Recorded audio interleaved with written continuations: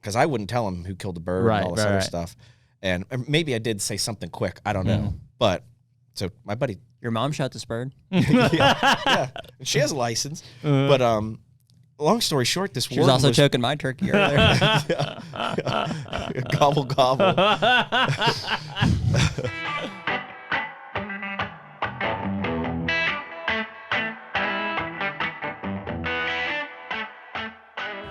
The HUNTR Podcast is brought to you by Deer Grow.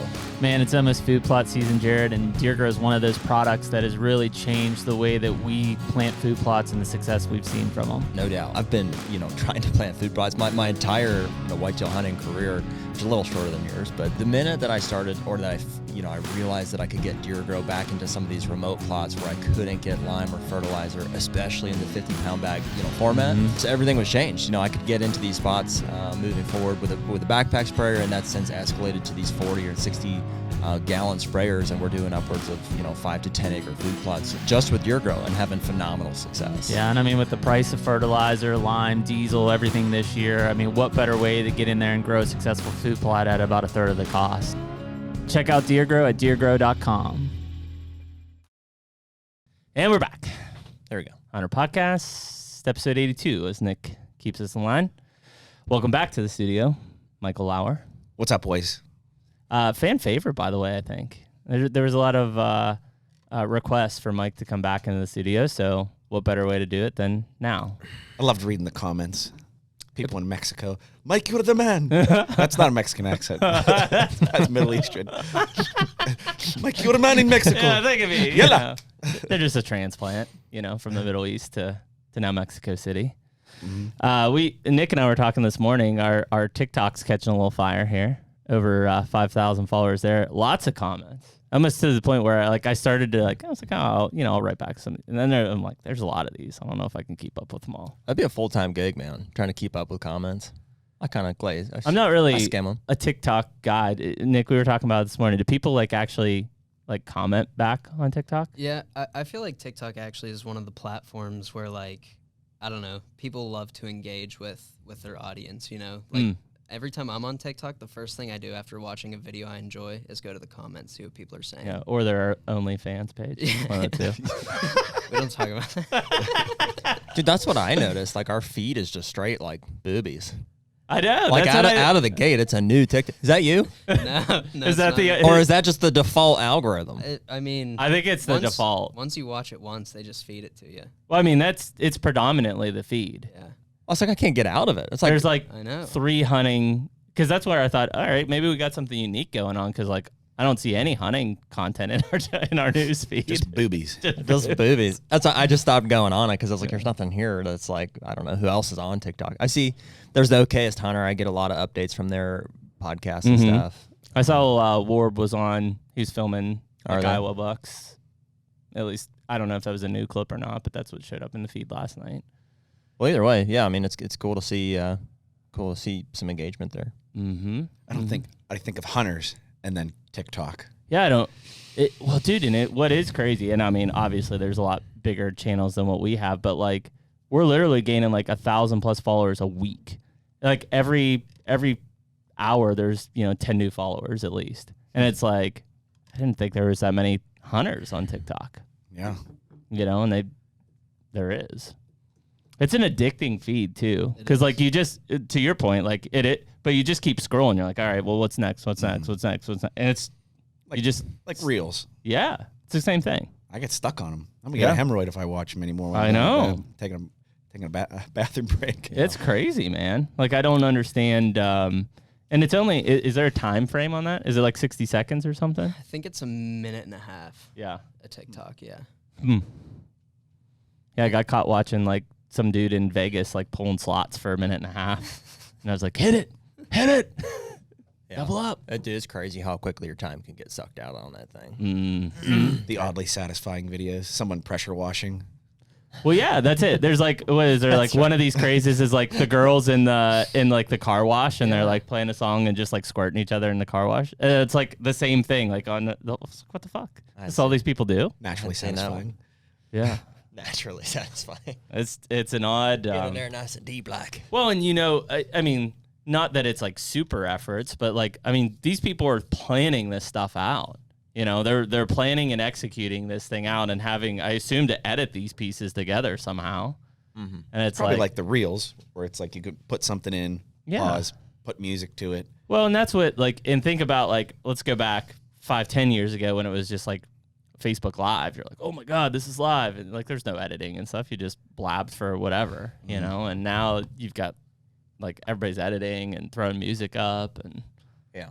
Well, that's what it's like become. It's like, it's regimented, you know, so that's why, like with TikTok, there are specific songs and soundtracks and stuff, and it's like the activity that you do to that, and it's the trends are based on the activity that you do to that song.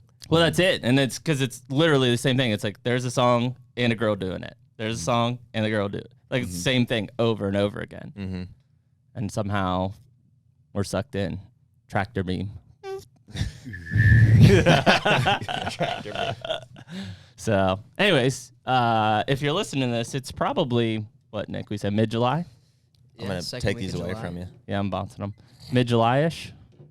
So we're like in it now. We were showing Velvet Bucks this morning. Starting. You know. I've got a farm day planned, which is exciting. I don't get many of those these days. So next Tuesday, we're going to run up and got a box blind getting delivered.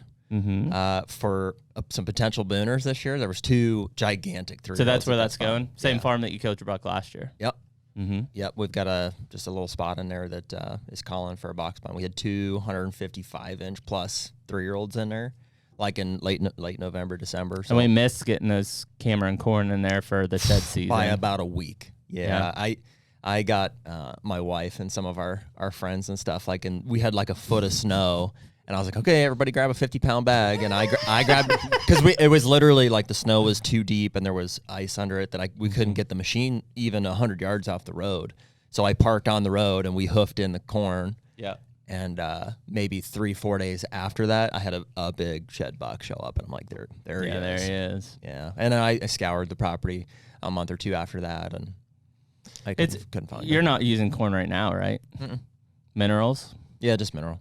I think that's something, we had somebody ask us that the other day. And I would, absolutely. If I needed to get an inventory quick on a property, like some properties we're selling, I'll dump a pile of corn. That's the way to get it. Yeah, I think obviously those bucks aren't moving very far right now. Like, I've got cameras where I got 10 bucks on it and a camera 200 yards away. I don't have a single buck on it at all. You know, so I think I use minerals now till, probably end of August, early September, and then I'll switch to corn. Scrapes and corn. Yeah. Yeah, I think that's the strategy there. Corn's tough, man, because it's such an advantage, but it's also like so much interference, you know, with natural activity and stuff. So I'm always hesitant to do it. Sure. I will do it if I know that there's a buck in an area that, if it's a huntable spot, like a huntable a bait station essentially. But other than that, I've been. But how far in advance do you put that from you actually hunting? Quick. The best case scenario would be that I know a buck's in the area, and I'll dump it 2 days before I want to hunt it. Yeah.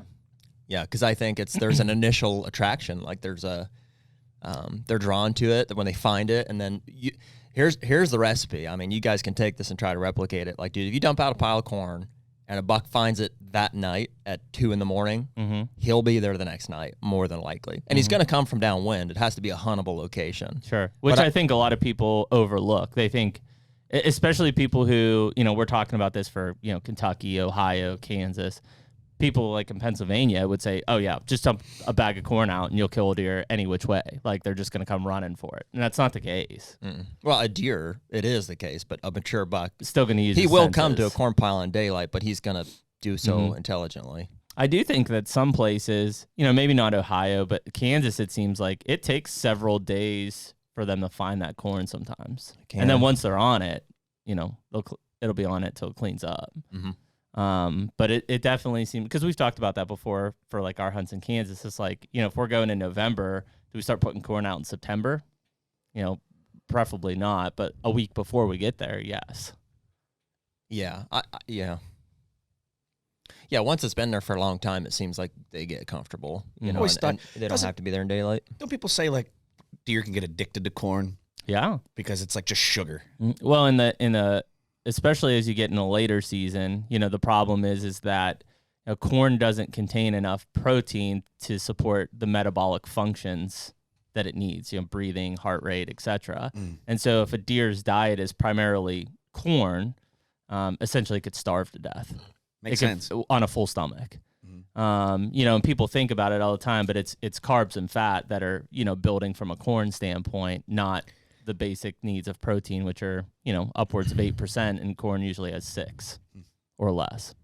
So, that's where you get people that are like on the far end of the spectrum, which is like, when it gets to late season, they're like, don't feed corn. And it's like, yeah, in moderation, right? I mean, if you're truly trying to fill a ton of corn, like literally go out with a dump truck, dump a ton of corn out there and hope that the deer, you're going to lose some deer to starvation on a full stomach. And maybe that's why you see, or at least I've noticed, that deer late season, they'll leave the corn. They'll come back, but they're going to those beans. Yeah. And they're going to the 100%. green fields and the browse. What kind of value does browse have? Huge. Biggest value of a deer's diet year round. Percentage-wise, I mean, in that late season, it's upward of 60 to 80%, depending on where you're at. So there's your forestry. Yep. From the time they get up to bed to the time they get to that corn pile, they're eating. Right. And it's mostly browse. Even in the summertime, between browse and natural forbs, it's upwards of 50 or 60%, even in bean country. And people, that's where, guys get off and say, yeah, it's great having food plots or having ag beans or whatever, but ultimately, if you don't manage that habitat, you're sucking away. The deer's still going to eat, right? So if you've got basically shit browse, he's going to eat shit browse from the time he gets up to the time he gets to the bean field. Here's something else that's really cool. So I'm friends with a guy, shout out to Jack Muma, and he works on a deer farm. It's your classic, let's look, here's Maverick, and he bred with this doe and this doe, and they made this freak. Straight line. And he always talks about dirt, how important dirt is in a deer's diet. I never really thought about it. And then when I'm doing soil mastication, going into a property and clearing out understory, invasives, whatever, and I'm exposing dirt, it's amazing. Those deer are going right into the dirt, and they're just eating the dirt. You think that's from the minerals? I definitely will. If you go to his deer farm and you look inside his pens, there's dirt in there. For all the fawns have their like little bedding areas and little like a little dog bowl full of dirt. Interesting. And he's like, oh, you wouldn't believe. And every day they eat a full bowl of dirt. Isn't that crazy? I've never thought about something like that. But why does he think that is? Just the mineral, the breakdown, and think about it. I'm running this thing 3,000 RPMs, and I'm just pulverizing rocks and all kind of vegetation and making just this food plot out of dirt. Yeah. And there is so much deer sign in these areas where I'm doing the mastication, and there's food plots here.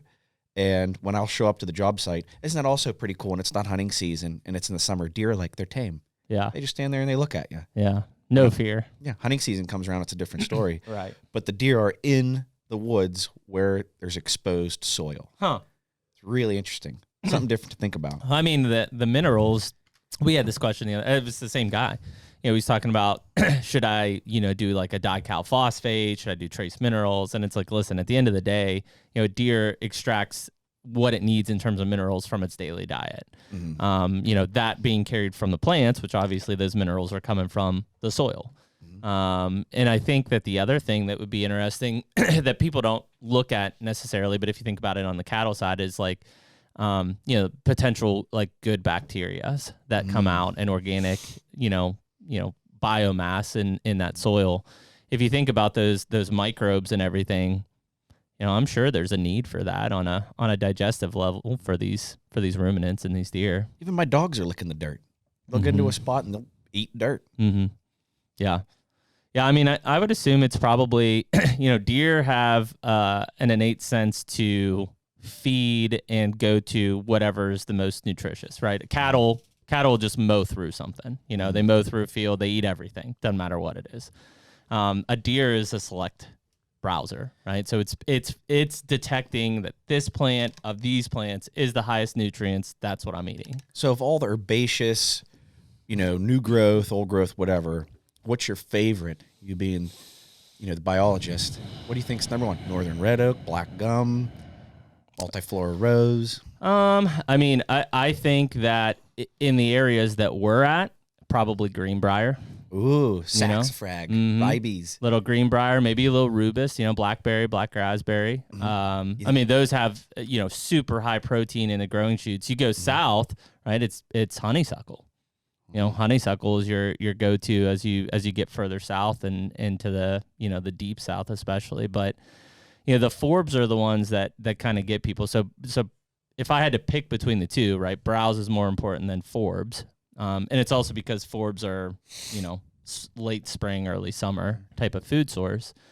But if you think about that, whether it's a milkweed or jewelweed or anything like that, I mean, we probably have all seen it, especially if you're in the Midwest and Northeast, pokeberry or pokeweed, right? And right now, if you look at it, it's full, it's a huge bush. There's, some berries growing on them, but they're green. As those berries turn, watch what happens to those bushes and how those deer consume that thing down. Number one, it's got a high water content. So in August and September, they're getting a super water source out of that. But it's also the nutrients that are jammed up in those growing ends. And I mean, you'll watch a pokeberry bush just basically disappear. Yeah. Because the deer just eat it down. But right now, they're full and everywhere. It's highly preferred in August, September. Well, you said greenbrier. I thought you meant gooseberry. And that's another one I see. Mm-hmm. But the greenbrier, I read an article. I don't know if you guys put it out or what, but greenbrier has like a crazy amount of keratin. Yes. And that's what makes them so sharp and strong. And yep. Keratin, in the growing tips, your crude protein levels are high. Typically will hold some phosphorus in there as well. But yeah, I mean, it's they did a research study not too long ago. But it was probably 10 years ago, that looked at, if, number one, I mean, if anybody's actually seen it, it's a real rarity, but, deer will consume their velvet when it sheds. They'll literally eat it. It's like making pills out of your placenta. I was thinking the same thing. Right? Well, because think of it. Well, and I mean, a doe will eat the placenta as well. Yeah. But think about it. Of all those places, especially when you find like a fresh rub, like you don't see velvet. There's not velvet hanging off the tree. They're eating it. The deer are eating it. They're consuming those nutrients back into the body off of that. And I've had one picture. I'll have to dig it up. I've got one picture of, it was probably an 8 or 10 point, and that velvet was coming down, and he was, side biting at it and stuff. But like as it's shedding, they're eating that off, and there's a time sensitivity there as well. So when I did Penn State deer pen stuff, we actually had a buck who, during the process of rubbing out, he kind of stalled out on his velvet shed, and it got infected and it went systemic in his body. Ooh. And so there's a time frame there of a buck, like where, you'll see a buck in velvet and then, okay, he's starting to shed, and then like within 6-7 hours, he's clean. It's because there is an infection level and a time urgency there to shed that velvet off. And so I think that part of that is, I think it's minerals. I think the other part is he knows he's got to get that off. It's just embedded in his brain that he's got to shed that velvet in a certain time frame, to get it cleaned off so that he doesn't have an infection essentially start. Half-pick scab. You're like, exactly. Right. Remember that mule deer that I shot? The bird was picking his velvet off. Yeah, picking it, sitting on his back, and picking it off. Yeah, he had shed most of it out that day, but that bird was like sitting on his back, picking at his rack. Yeah. So cool. Symbiosis. Yeah. Well, and it's fast, man. Symbiosis.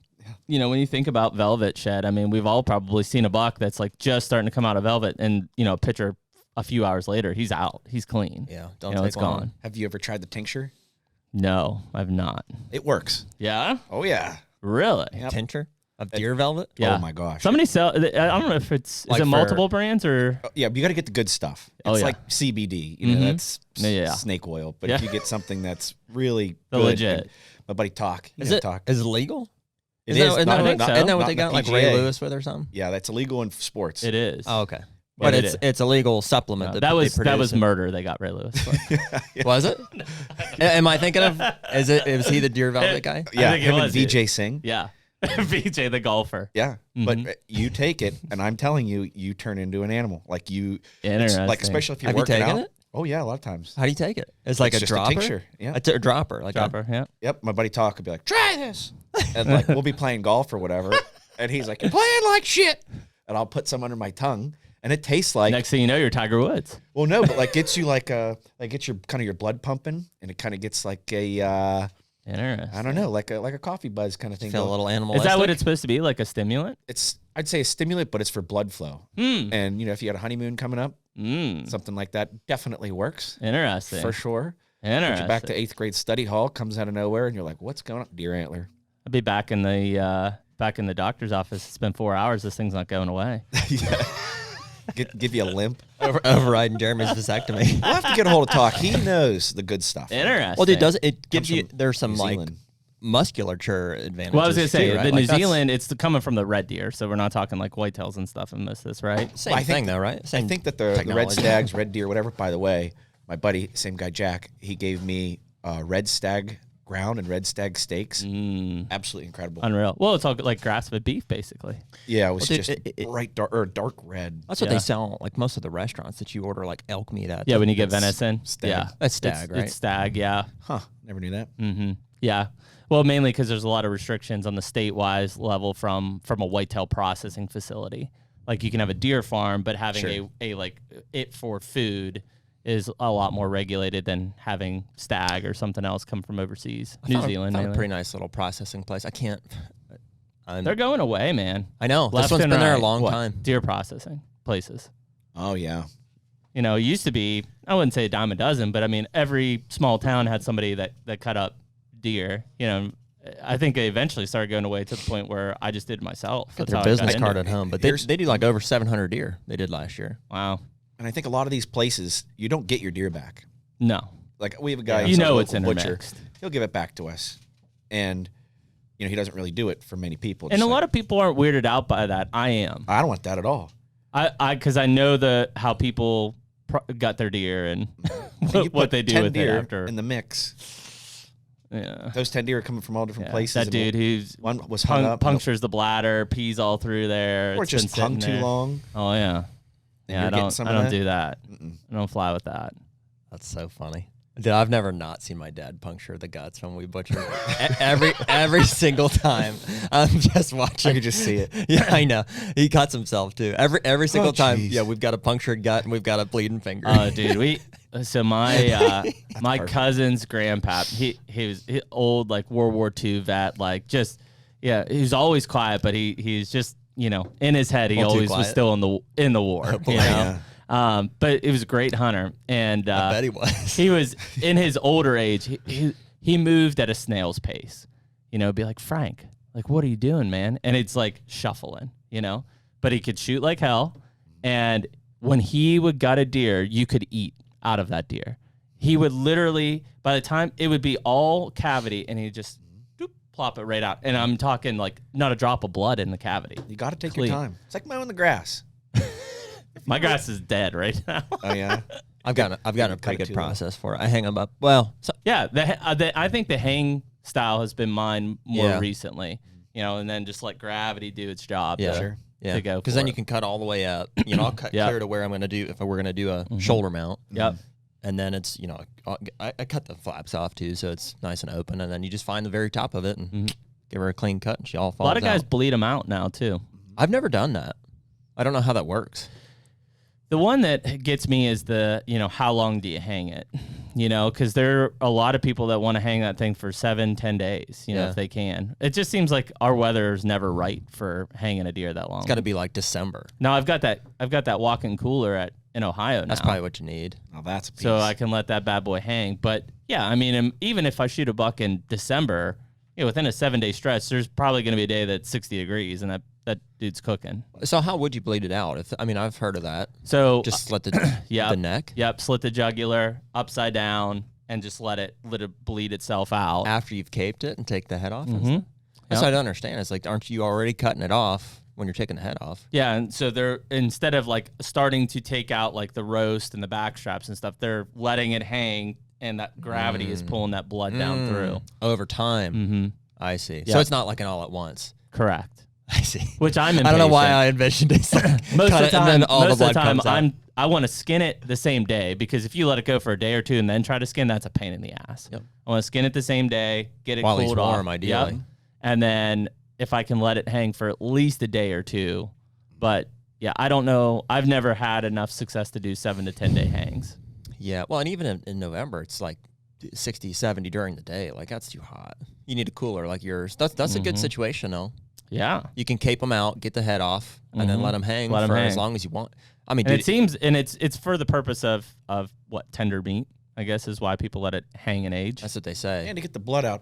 And another thing that I've done. Have you done it? Have you bled them out? Absolutely. Yeah. But I've never hung them out and let them bleed like a pig. The way I've bled them out, it's just like when you shoot a duck or a goose or something, you put it in the water with the salt. Yep. And let it extract itself out. I've quartered it, and then I put the ice in there and let it melt down. And every day I just drain the it water He's out. going here, Mike, before it's too late here. Yeah. Oh, yeah. Little cocktail hour. A little 4th of July It's 5 o'clock celebratory. Yeah, I think that the cooler trick is probably the one that I've used the most because of weather conditions. And then after that, 2-3 days, you're pretty good. That meat is pink. It's like a whitish pink. And then you quarter it up, and then my dad and I will put them in our grill on days that we know it's okay, it's covered, we don't have insects coming in and out. And now you get the dry age. And a dry age is... And so in that dry age process, you're actually then cutting like the outer edges off of that meat. Yeah, we're kind of like procuring it. It's not just quartered. You're kind of putting your chops, and you leave a backstrap hole. But then that air gets to it, and it creates like this seal. And it has a whole new... Interesting. How do you have it setting? It's just... It's the grill's not on. The grill's just outside. Okay. But the grill's kind of protecting it from the sun hitting down or like maybe any insects that might be buzzing around. What? So it's just getting hot in there? No, it's like when it's cool, you have to have it the right temperature. It's got to be right Like temperature. what would be your temperature? 45. I think 50. under 50s is okay. Okay. That's what I've always. At least I talked to a butcher at one point. He said it's more dangerous to cool that meat down or freeze that meat and then let it get back to like 45. Yeah, that's never good. That's more dangerous than it being, let's say, 40 to 50 degrees, varying multiple days in a row type of thing. That ultimately becomes a bigger issue. It seems like. Because I think we were doing this. I mean, dude, when we were in when we were in North Dakota, it was happy birthday. Yeah. Cheers. It was it was 90 degrees that day I shot mine. And I mean, we were trying to get that thing cranked out of there pretty quick. That's hard. Yeah. And of course we forgot all the stuff that day too. Good thing you shot yours. Well, it's because we were like a half mile from the truck. We're like, oh, we're not going to see shit. It's 90 degrees. It's noon. We're not going to see anything. We were just poking around, weren't we? Yeah, it was noon, 90 degrees. We're just like, yeah, let's just walk up here and see what happens. Dude, that was some of the most fun I've ever had hunting, I think. Well, that's why I think back to that mule deer hunt every once in a while. We got a lot of attention on TikTok. It was like yesterday or 2 days ago, because we're talking about the states and the out-of-state hunters and numbers of people in some of these places. And I go back, that was 2020 that we started in North Dakota. I think so. And dude, because they had rain, like, yeah, it's fantastic. I've never seen anything like it. It was a deer hunter's heaven. Like, there's just big muley bucks and velvet running everywhere. Like, everywhere you look, there's one. It's hard to believe, dude, There's a bunch. that bachelor group that we saw was like even real. There was like 16 bucks in it, and there were probably a handful over 180 inches. Just 10 yards off the road. Like right there. There they are. And then like the preparation, it was like, okay, and we were successful. We tagged out, we went home. The next year we're like, dude, we know how to do this now. And you hit an epic drought, and there wasn't a deer in sight.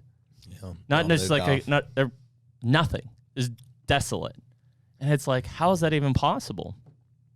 It went from 16 giant bucks just from here to here, point to point, every day, and tons of satellite bucks to there wasn't a deer around. I wonder if they migrate. I think they did. They did. Because the cattle pushed them out of the Badlands. They had moved the cattle out of the river bottoms because they annihilated everything there into the Badlands to start eating sage and other brush because that's basically all they had. And all those muleys just got pushed. And we ended up finding them in the grasslands, which was, 10 miles? Yeah, several miles away. From where we were. And it's like, oh, here they all are. And there were deer. Yeah, I mean, there was, here and there, we'd see small bucks. But nothing close to what we experienced the first year in the same area. Not even close. Not even 10%. You would have thought they all died. Yeah. Just concentrate. Had we not, and we almost got lucky because we were, I think it was me and Colton were driving north. We were out of the Badlands. I was like, let's just go up here and turn around. And like, I'm not even paying attention anymore. And all of a sudden it's like, boom, there's 5 shooters that like just come right across the road in the middle of the grasslands. We're like, what the hell? And that's where we set up for 7 days chasing. Had we not seen that, we would have been driving in circles for 7 days because the deer weren't where they were. And we got into them there. I mean, we had several. We saw $20 a day. Good encounters. It's just, can you believe, dude? I might have killed that giant that jumped the fence over into Montana. Had those does not blown. dude, it was. And we had no idea it was there. I was stalking in on a trashy. So it's opening. 4-year-old buck, you know. It's opening day, right? It was opening day, right? With the rain. The next day. Yeah, second or third day. Okay. So we rain in the Badlands, as everybody knows, is not. Oh, good. it's sloppy. It's cold. It's like clay. 55 Clay, degrees exactly. and just rain, and we're not dressed for it either because we're dressed for 90-degree opening day weather, And we have big camera equipment. We have big two camera guys with equipment. cameras and And so we're just. remember Colt had the giant yellow. It looked like from like it. Yeah. It was like a giant yellow rain jacket that he had over his. He's like walking through the grasslands with this thing. and Draped it's over like, his camera equipment. It's like, sure, no deer's gonna ever see this. It looks like a big balloon. We'd see a buck and be like, everybody get down. And we'd all be on the very floor. And he had his like post up. It was like 6 foot in the ground. This giant yellow rain. It looked like the man in the yellow coat from Georgia. Yeah. Curious George. Yeah. So we're walking this fence line. It's like, what's that? It's grassland, open public hunting on one side and private on the other. That's where you'd seen the bucks come from. I'd seen them You're go like, we into should this. go And I check mean, that out. it is pure rolling grasslands. I mean, it's just open as far as you can see. And then there's these little drainages. And so like, we're just walking and I look and I'm like, everybody get down. We all lay down and we look and there's like 5 bucks like just standing on this hillside. And so we're laying there in the rain, we're soaking wet, trying to figure out a game plan. And unlike the Badlands where we've got so much structure to work with, we're wide open. It's wide open. We're laying behind a fence row. Yep. They had seen us. Yep. And we're so probably 200, 300 yards away. Yep. And so I think I had already made a stock, so you were up.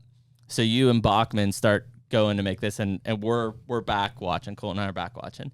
I'm watching these bucks, and there was, I think, in that group, there's probably one good shooter. That's where I was torn on whether or not to even make the stock. We kind of were making calculated decisions based on, like, dude, there's nothing around our camp. Like, sure. We know that's kind of not an option.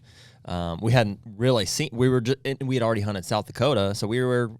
Yeah, I mean, we were warned. We were warned a little bit, and we had seen some decent bucks, but everything we saw were probably, no knock to them, probably 3-year-olds. We may have seen a 4-year-old, and that's what we were debating on. We're like, that's for sure a 3-year-old. Maybe that one is a 4-year-old. Right. Well, we thought the one, we're like, looks like a 4-year-old, but he's not got anything special. He's like 140. So you basically made the decision. You're like, I'm gonna, I'll try it. I'll make stock.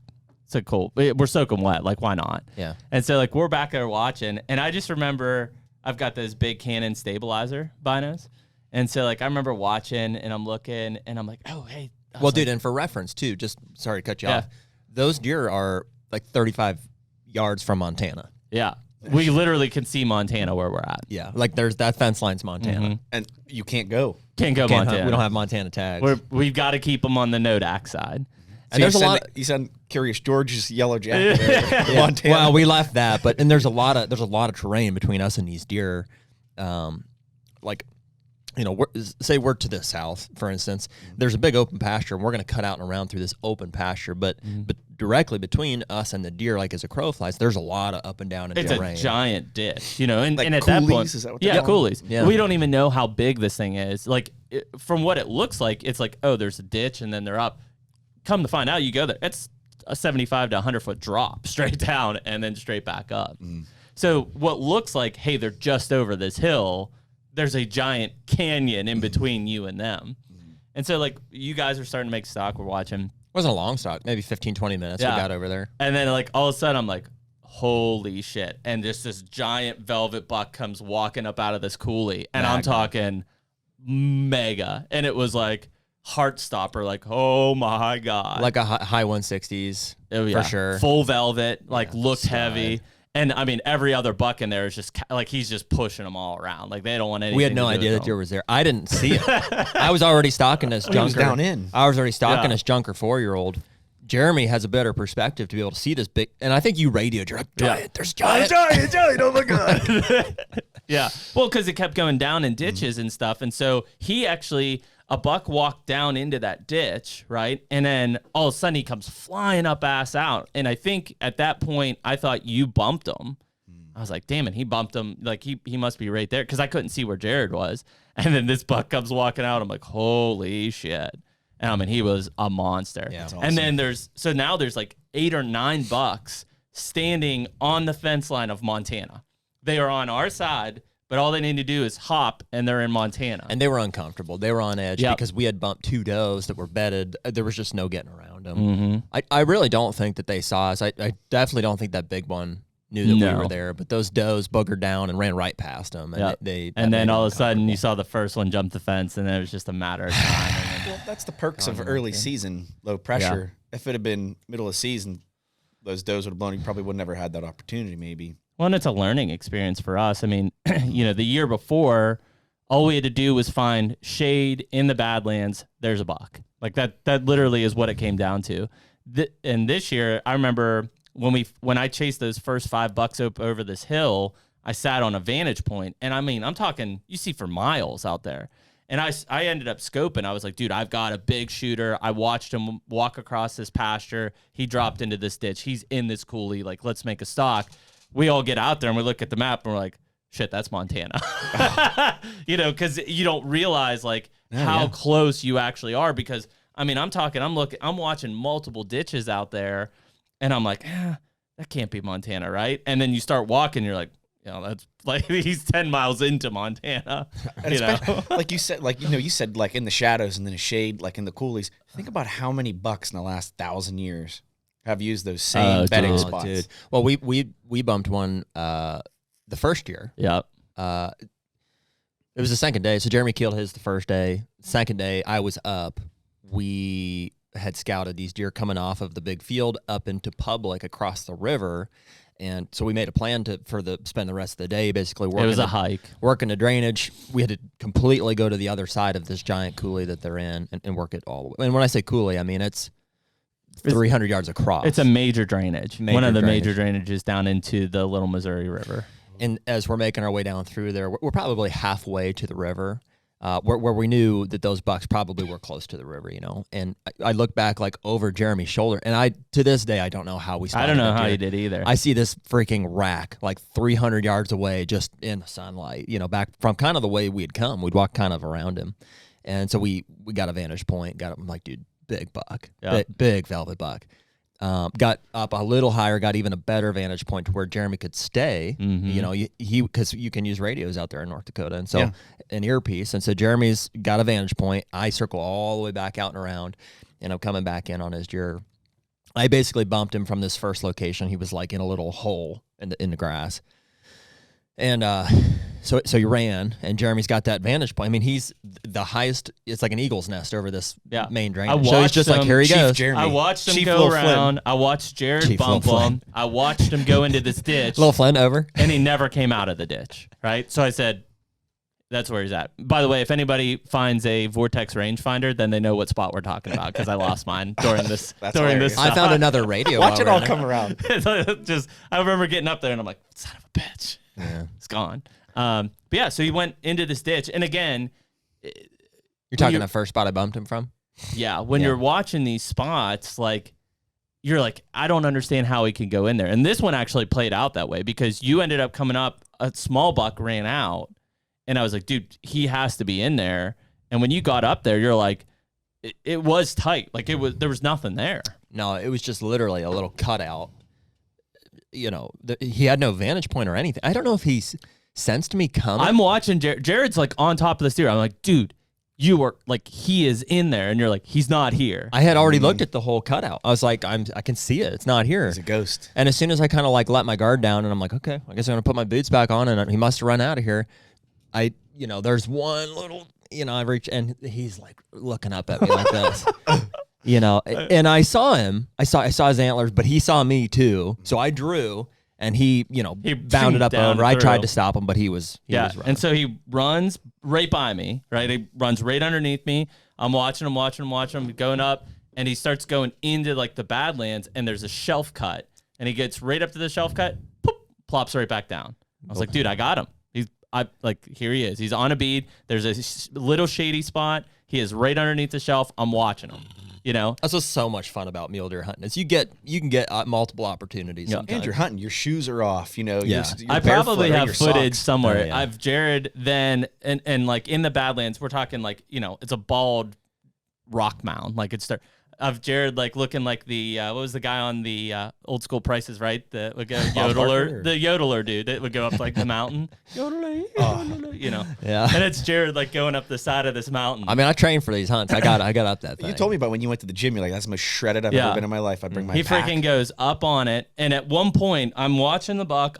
He's like probably 150 yards straight above him, right? And like what I don't realize is how this like terrain lays out. So I'm trying to say, hey, you got to go down around him, down, and then come back. Yeah. And it started working. Like he's coming in, and I'm like, oh my god, like he's gonna kill this buck. And that like, was one of the best stalks of my life. at one point, like It was I'm amazing. like, I'm waiting for him to draw. I'm watching him, and I'm like waiting for him to draw. I'm like, dude, he is right there. And then I like see him like, I don't know, and I'm like, what the hell? Like I don't. I and never could see him. there was a backdoor cut behind that you never saw. So somehow while I'm watching Jared stalk on, that deer slips into the back door and cuts up over the hill, and he probably went out of my vision. I never saw him and popped up and went. And it was gone. more than likely this sun, just, you know. Yeah, the sun started to come in wasn't and that getting shade shade in that started to spot. suck up, and then, you know, you lost them. But to your original point, you know, and so, yeah, we didn't end up killing that deer. I killed one further down the drainage, the one we'd watched to go in there. After we figured out that deer had skirted us, was bumped from there, I saw the very obvious bed, and it was one of those things that it was really cool. And it took a while for Jeremy to get to me, and I was parched and stuff, so I just plopped down right in that bed. What was so cool about it? Just the fact that I knew that those bucks had been laying there for years and years. Well, and you could tell there was only a certain time of day that they could lay there. Sure, because the sun and the shade. Because the sun Yeah. would then eat it up like it did with him. It was a morning bed till Yep. like 10:30. They'd get till up 10:30, and then he'd slip out that back door. And so I just sat there, and kind of just pondered, what are these deer looking for? What can they see? And I can see our truck up over here, and I'm like, oh wow, here, I can see that alfalfa field all the way down there, and it's just cool to have their perspective, and but to also know they're killable in a location like that. The way that I came in was the way to do it, and to have a spotter across was the way to do it. There's just the timing was off. When you use some of the skills from like our whitetail experience and stuff, but ultimately, I mean, it's a completely different. Like you've got to adapt your entire mindset of how you hunt deer. Sure. Because It's those guys, so much fun, dude. Number it's one, just a totally different thing. the things you learn is you bump him. If it's not the second time I bump him, first time bump him, he's gonna run and he's gonna stop and he's gonna turn around. You know that. It's just, is he gonna stop out of range or is he gonna stop within range?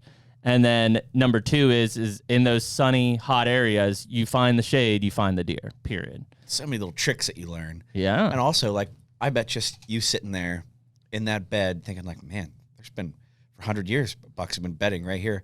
Like, it's powerful. It's no different than what the Native Americans. Well, I was gonna say we found some arrowheads when we were out there this past year. Yeah. Yeah. Walking through and we're like, hey, what's that? I wonder if there's more deer out there now than there ever has been, or if, like, I don't know. I mean, you would have to imagine that there was a lot of buffalo in those areas at one point. Well, there was a big die-off of whitetail here recently because of the EHT, right? Yeah, so 2021, I think we had a pretty big hit of EHD up there. They also on the had whitetails, one. not Yep. the mule. It doesn't affect the muleys as much. I think it does, but just in terms of where their habitats are, those whitetails are down by the river and those mud flats more than those muleys are up in the top. It's got me a little bummed for not going mule deer hunting this year.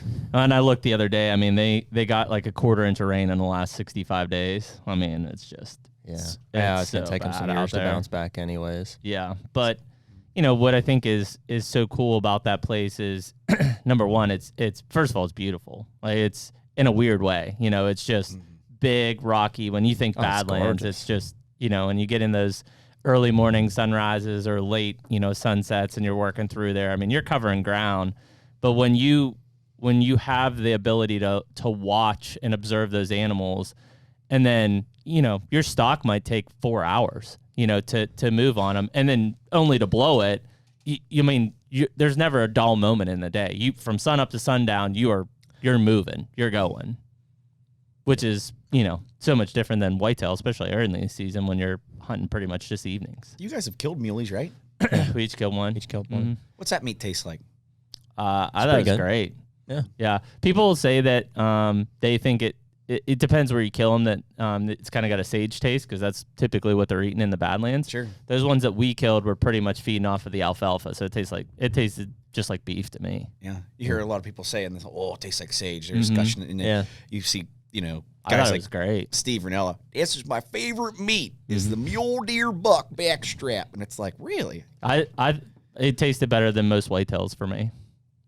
I loved my buddy Matt Allison. He gave me some, and it was maybe a little sagey, but I really couldn't tell too much of a difference. Yeah. But then again, I seasoned it. And I think it was your buck that had because we killed that. I mean, it was first week of September.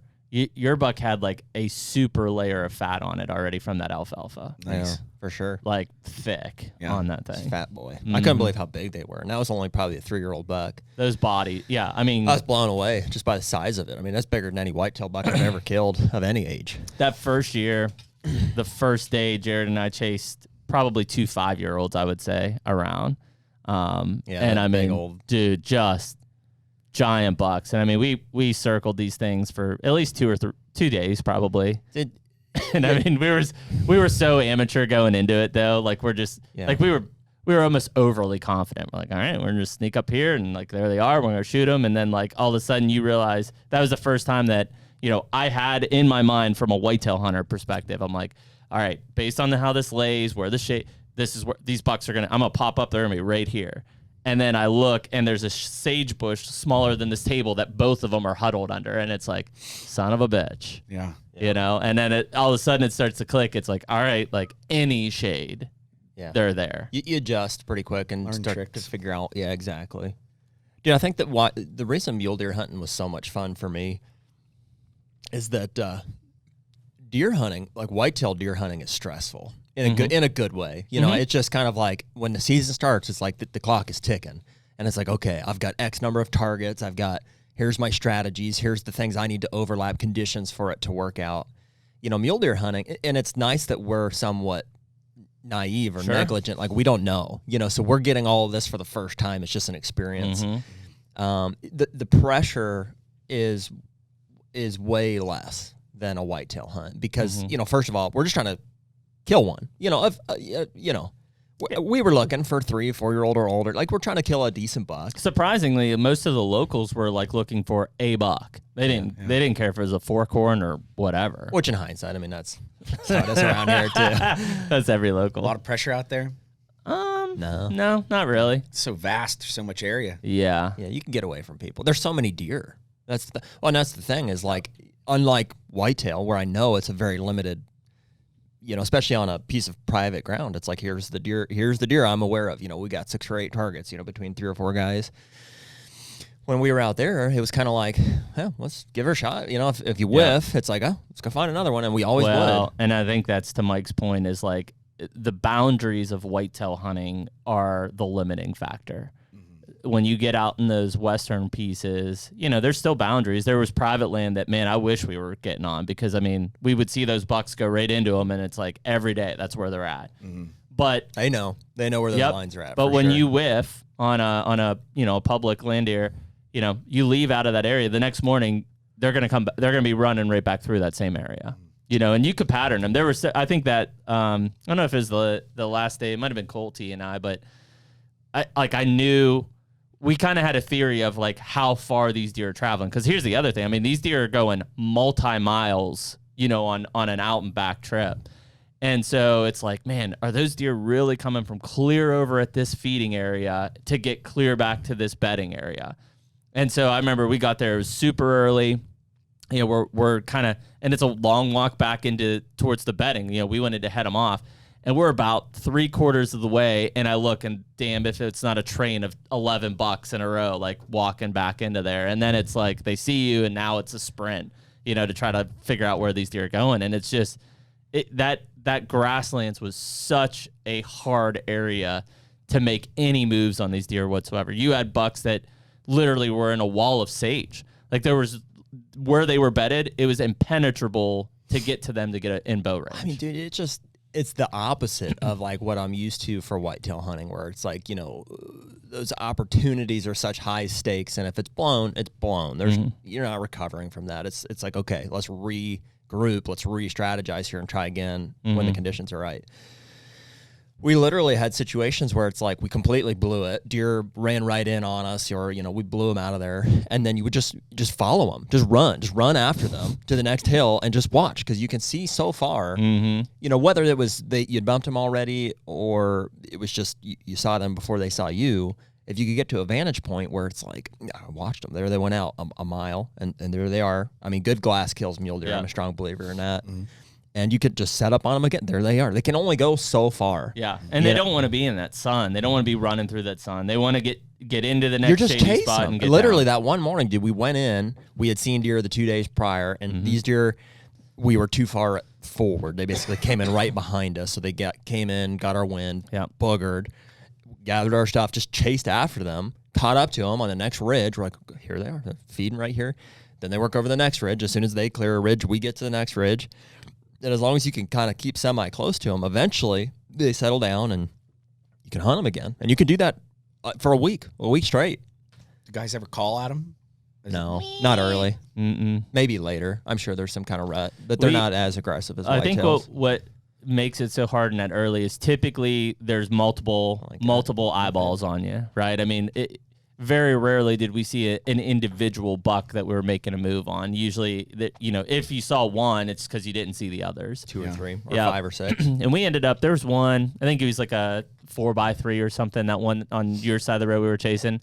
And Colty and I walked way down that drainage. I mean, we were deep in there. We get up on this vantage point. We watched like a couple small bucks, and we're sitting there for 45 minutes or so. And I was like, all right, man. I was like, we at least start working up this draw. And I think at that point, maybe we would push something up the draw. And damned if we didn't stand up, and like 60 yards away behind a single seater, that 4x3 stands up and walks up the hill. And I'm like, what the hell? Like, dude, I've been sitting here glassing for 45 minutes, and just the way he is behind this giant cedar, couldn't see him. And it's just that the way those deer were positioned in those grasslands they're still struggling because it's in a massive drought. But the number of deer probably outside of rifle season that got killed was very low. Because, I mean, it was almost impossible to get into bow range on those damn things. The only shots Jared and I took on that trip last year were on the same night in whitetail. South Dakota. Yeah, you shot at a whitetail and I shot at a muley, and in retrospect, they were cool hunts. We basically were fucking around. In fact, I was going to try to shoot a pronghorn. I was trying to make a loop on a pronghorn when I look up off this hill, again, 2+ miles away, and I'm like, holy shit, that's a bachelor group of muleys. And I was coming off the hill. Yeah, I was like, there's a good one in there. And I'm like, where are they going? Boom, I see there's like a water trough for cattle. I'm like, freaking going right there. And like, we're running through the sage and like belly crawling and stuff. And I got to like 60 yards on these things and blew it, and Jared had him coming out of this, like, I don't know, it was like a swamp or an old drainage or something, up to this old alfalfa field. Yeah. Drainage. It was just like all a bunch of cattails and stuff in there. And we saw a deer. I mean, we saw a 2-year-old come up out of there. Dude, it just was like, cool. It's like what you see on TV, man. Like, like the old school. It's like Dances with Wolves. Well, it reminds me of like old school, like real tree monster bucks, like out in Wyoming, and they're just early so predictable. It's like, there's the bed, watching them coming up to the alfalfa or up to the water. Unbelievable. And I missed them. We were one drainage too far. It was like I thought they were going to skirt right below us, and I would have had a 20-yard shot. They ended up, which that first buck did. He did, and that's why we set up there. This next one, this whole bachelor group cut up a bank right behind us and caught our wind, and he was at 70 yards, and I threw one at him. I shot over his back. Yeah, I shot over mine too. I don't know how. Shot felt good. I mean, I wasn't sure why that happened, but They say out west sometimes, like, the air's cleaner looking, and you'll usually miss high. I ranged him.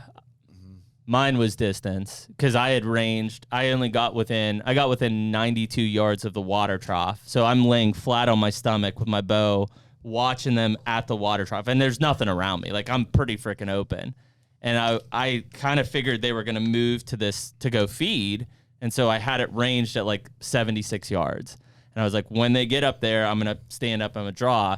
And damned if that buck, I was laying on a cattle trail. That buck gets on the cattle trail, starts walking right to me, and I'm on my belly at 40 yards, like looking at him, and he has no idea what I am.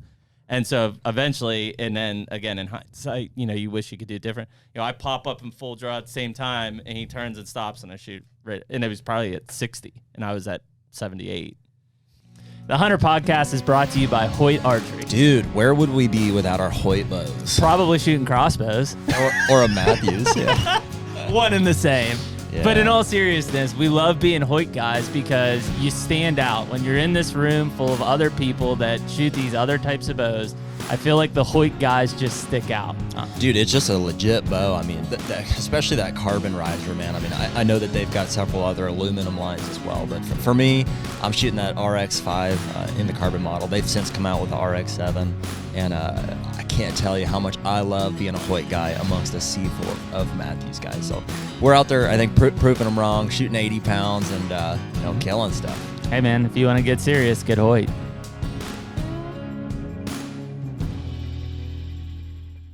It ain't over. We've got the bug for mule deer. I mean, it's fun. We'll man. get our crack at some. I mean, we had a blast, dude, and it's all it's just us. We don't know any of that, right? We're not getting permission on land. We're just out there glassing and then saying, all right, let's get on it. And I mean, dude, after those 7 days are done, not to mention the 27-hour drive. I mean, you're zapped. Oh yeah, you've worked for it. Oh yeah, But I mean, it's. You give it all. I do think that had they gotten rain in that area, the way we were set up to start the hunt this year, we would have laid out some hammers. We'd have been in their wheelhouse. It'll be there for us. I mean, we've got some relationships with the guys there in town, and so I'm optimistic on that one. Came home with a cooler full of beef from the neighbor lady. Steer meat. Yeah, yeah. She's like, I had this cut She's like, up while for you're here, someone. why don't you buy the steer off me? Okay. You got land? All right, I'll buy it. Yeah, that's the way to do it. You go in and yeah. We found an amazing restaurant too. Yeah, we talked about that in the last podcast. That's crazy. Just random. Yeah. Just you stopped in and there's this guy, hey, sorry I gave you the mail to mail. It's like the 5-star Italian restaurant in the middle of nowhere, Isn't it cool that whitetail bucks and, whitetails and mule deers that they can make, mule deer can make hybridized. The old hybrids. Yeah. Did you see any of those? I don't know. We might have. We saw quite a few of those mule deer bucks that were like straight 3x3s and stuff with no forks. Yeah, not like you're talking about. I've seen quite a few of those like in Montana. Really? More so. Yeah. I don't know why that is, but I mean, they were definitely inhabiting the same areas the first year where we were in the grasslands. I don't think we saw a whitetail, did we? I mean, we saw them in South Dakota, obviously, but we didn't see any in North Dakota. Their habitat differences are pretty obvious. Like where we were at in South Dakota, you could just tell. Like when you're looking at a place, you're like, oh, this is a whitetail farm, and over there, you'd be like, oh, that's mule deer farm. It's basically the low lying, basically the mule deer, the whitetails are in the bottoms with your cattails, your forbs, your food sources, and then the mule deer are up high on the banks. The rock shelves. I think there's also an expectation there. So, we were in South Dakota, which you can pretty much get a non-resident tag over the counter anytime. It's just you can't hunt public until October 1. So when the season opens September 1, you got to hunt private or you have to wait till October 1. Hindsight, probably not a big deal, but at least from where we were, I mean, we could have killed mule deer in South Dakota, but they would have been two-year-olds. I mean, that's what we saw basically every day from our camp is there's 2-year-olds. Like we could have made a move and probably killed one if we wanted to. Had it been our first mule deer trip, we probably would have, just because, we don't know. But then again, in the back of our head, we're expecting to see what we saw the year prior in North Dakota. And then when we get there and it's like, where's everything at? Where are these deer at? They're like gone. Fields that we had seen, 16 bachelor bucks and giants in, we're set up watching the first night and there's not a deer in the field.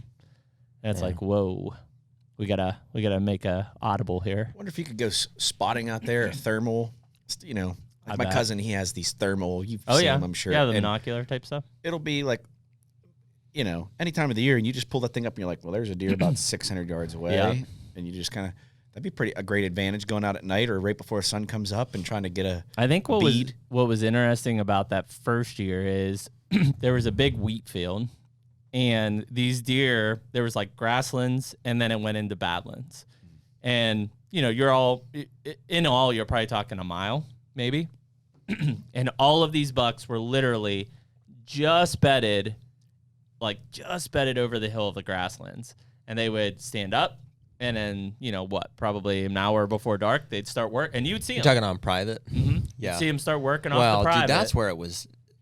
It was so bizarre that like those deer know where the line is at between private and public. Oh, 100%. ducks do too. Because we were on the public side of it, just looking for a vantage point, and we didn't know, but we figured they were coming off this piece of private. So we got down, and we're like, in sight of we're not hidden necessarily from that piece of private, and there they are. They're just right there watching us. Yeah, bedded on a hillside. One nodded at me. So Parks. I mean, then they get up and they walk over that way. They don't care. Yeah, we were 150 yards from them on that side of the fence, and they just. The one pointed at the fence, and he's like, see that? You go anywhere. I mean, in my backyard, I had a deer walk up to me. Did you see my snap yesterday? In my garden, this deer's eating my tomatoes out of my garden, and it walks right up to me like... Your snap? Snapchat? Yeah, my snap. I'm not on Snapchat. I thought it was your flat brim, or what was your... JP Snapback 13? JP Snapback 13. Me and Little Flutter coming at you. But I mean, you go out west, any of these neighborhoods, Yosemite, doesn't matter. You go into these neighborhoods, yeah, you just... The deer aren't afraid, but then you get them out. We see that in like Columbus and Atlanta and Birmingham with some of these giant bucks. They're just like Pittsburgh. in the backyard. Yeah, even like South Park. I was over there the other day. There's like a deer playing with a small family, and yeah, it's basically weird, man. they're right there. Well, but it's a weird thing out there because I think we talked about this last time. Well, no, just the the way that when deer are around people all the time, that fear is lost and they seem unpressured. You almost see that same thing in some of these places out west where they've never seen unfamiliarity. So they're looking at you and they're not reacting because they're just like, what the hell is that? And then they educate themselves. They're like, is that a problem? That's where Jared goes, moo. We did have the big red moo cow. I had a big red moo cow. I mean, Lee and Tiffany, they had that one episode, and it was like, people ask us, how come your deer are so calm and everything? It's like, we're around them all the time. And we're driving. It's like the best thing you could do on your property is associate yourself with your deer as, that's a trick. So weird. And there's some guys that are dead set against it. Sturgis is against it. I've heard Mark Drury say a few times that they're like, we don't drive at all. Like, they're the opposite of pressure. It does seem like there's a tipping point, though. It's like, if you're going to be on the property and set it up in a way that you're only, using a specific road system where you're not getting off and running at deer when you see them type of a deal. And they do seem to adjust. And I think it's seasonal too. I think as soon as that cold, as soon as the sun isn't out as much, all the things that are making hormones, it shifts and it's like it's something that's been in their DNA for forever, and they know, they associate the fall with people are bad. You see the summer as no big deal. Yeah, you're right. You almost have to think. I kind of thought the first time I saw Stranger Things that it was kind of like that. Like, you have to put yourself in the mindset of, like, whatever they call it, the upside down or the upside down. Mm-hmm. I'm thinking of another movie, I think. Never seen it. Ghostbusters. What is that? It's a good one too. You're not talking about Stranger Things? Well, Stranger Things has the upside down. The upside down. What's the one with the further? Google the further. Tell me what that's from. Nick probably knows. It's not an Ethan Hawke movie, but it's that other dude. Kid gets possessed. Elijah. It's got that chick in it. Oh, from the Kingpin? Insidious. Oh. The further. Anyways, that's basically like November. If you can go out onto a piece of property and, like, literally envision yourself in like, what does this look like in November? How are the deer are totally different at that. Totally different. Well, I think that's a good discussion point because we've talked about this on your farm, and Mike, yours is probably the same in Indiana, and I'm kind of thinking about it with mine in Ohio. Is like, do you think that you're better off to have minimal use of your property? Like, if you want it for a deer hunting property, like, you go in, do some management in the off-season, plant some food plots, but besides that, you are not on your property at all. You are not enjoying your property. You're not using it. Or are you better off, frankly, doing what your dad does, which is I'm on the property every day? During the summer? I think your dad's on the property every day. I think that hurts it, for sure. You do think so? Yeah, 100%. In the summer, I mean, yeah, just, I don't love the fact that we're pushing deer off of bean fields and stuff if we don't have to. But I also realize they're not going to be there in the fall. Sure. But there's an in-between period too where it's like, well, they might be there for an early season opportunity, and so I don't want to booger that. What do you think? I think so. I just worked on this property, and it's a whitetail property, and I did a lot of awesome stuff on it. Mm-hmm. And it was hot out past couple weeks. Mm-hmm. So like, this sucks. I'm working at night. Yep. So when I pull in the daytime, the deer is standing there looking at me towards the end of the 2 weeks, and they're like, hey, this guy that's making all this really great shit in here he's back. He's here. Stand there, I'm going to look at him. And my dogs are running up to him. They're not even running away from the dogs. But normally at night, when you drive through, they're going, oh, it's night out. So it's association. Yeah. And it's like, let's think about this. You go down Carson Street in Pittsburgh, and as soon as that sun starts to get nice and warm, everybody's wild and everybody's partying. You think about that first good sun, whenever the snow's coming down, and it's like, everything's white. Maybe you have to drive a little bit slower. Everybody's partying. Everybody's wild. Everybody's out there. We have no fear. Everybody's just in the streets partying. Yep. But if it's just like a normal, whatever, average Joe day, there's kind of like a, not a monotony, but just kind of like melancholy, like there's nothing different. So it's all about association. Like you said, I think it's all hormones. I think it's all hormones and association. Well, and weather. Dude, weather has such an enormous impact. Moon, light, Well, I mean, they I was doing doctor stuff the other day. They were saying that, was it like 80% of adults in Pennsylvania are vitamin D deficient? Yeah, because it's so cloudy all the time here. You got small D? 80% of my fat. Yeah. But no, I'm outside all the time, and I have an excellent diet. And I just got all my blood work back, and that was like the one thing. Vitamin D. You're like, my D's on point. My D's on point. I got that deer antler. According to Maxim, it says my D's on average. What? But I mean, is it just deer? Is it bears too? I mean, that's one thing I'd like to talk about now. Sure. I'm always griping about. I'll change the subject. We've been talking about all kind of good stuff. But what's going on with you're the biologist. Say it again. Why is the Game Commission? And I have a little bit of a beef with the Game Commission. We all do. Do you? Yeah. Well, I have to go to court. I got cited my first time my whole entire life by the Game Commission. For what? Possession of a big game animal without a tag. Really? After I harvested my turkey. So let's just go back to the bear. Let's go back to the bear because that's thing like that first. takes some Yeah. And I've been waiting to tell. Did I tell you this story? I don't think so. I've been waiting to tell you this. All right. Okay. Because it's like, this is a good debate question. Okay. And viewers, be sure to comment. But I'm looking on Facebook. Better call Mark Cuban. You're running out. Better finish that. Yeah, we got that Elijah. We got all kind of stuff. But I'm looking on Facebook, and I'm seeing a lot of people that are like, oh, my God, a bear's in my backyard. Okay. And they're like, I'm going to get killed. Yeah. They're like, oh, I have kids, and I have a dog. And I'm thinking to myself, deer kill how many more people with car accidents and so much other stuff? Deer will beat your border collie to death. But all of a sudden, it's the bear, for sure coming through your windshield. Yeah, and the thing is it's like, hey, I like bears. And the bears aren't going to go into my garden like a deer will because of the numbers. So, like, they're associating bears, the Game Commission is, with social media as like, we're going to get in there, we're going to trap them. We're going to get the cubs. We're going to tag them. We're going to tag them, bag them, get them over here. And I got my flap vest on. I got my AR-15 in the truck, and I'm militarized, and I'm Game Commission.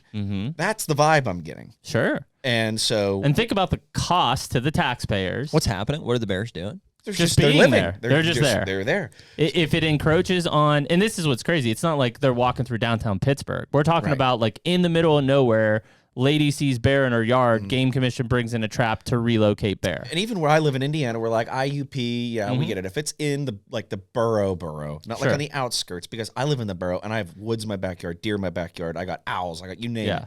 Like, that's not the borough. So there's a big difference.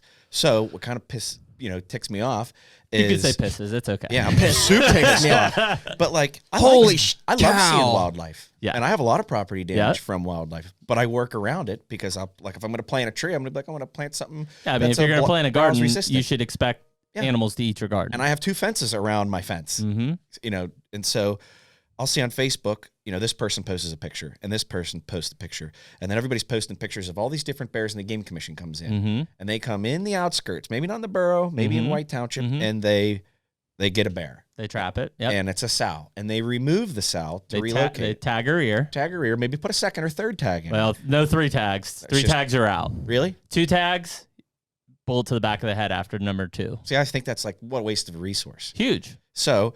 I never knew that. So you're picking up my vibe, my frustration as I'm moving around and wiggling around as this vodka's starting to kick in.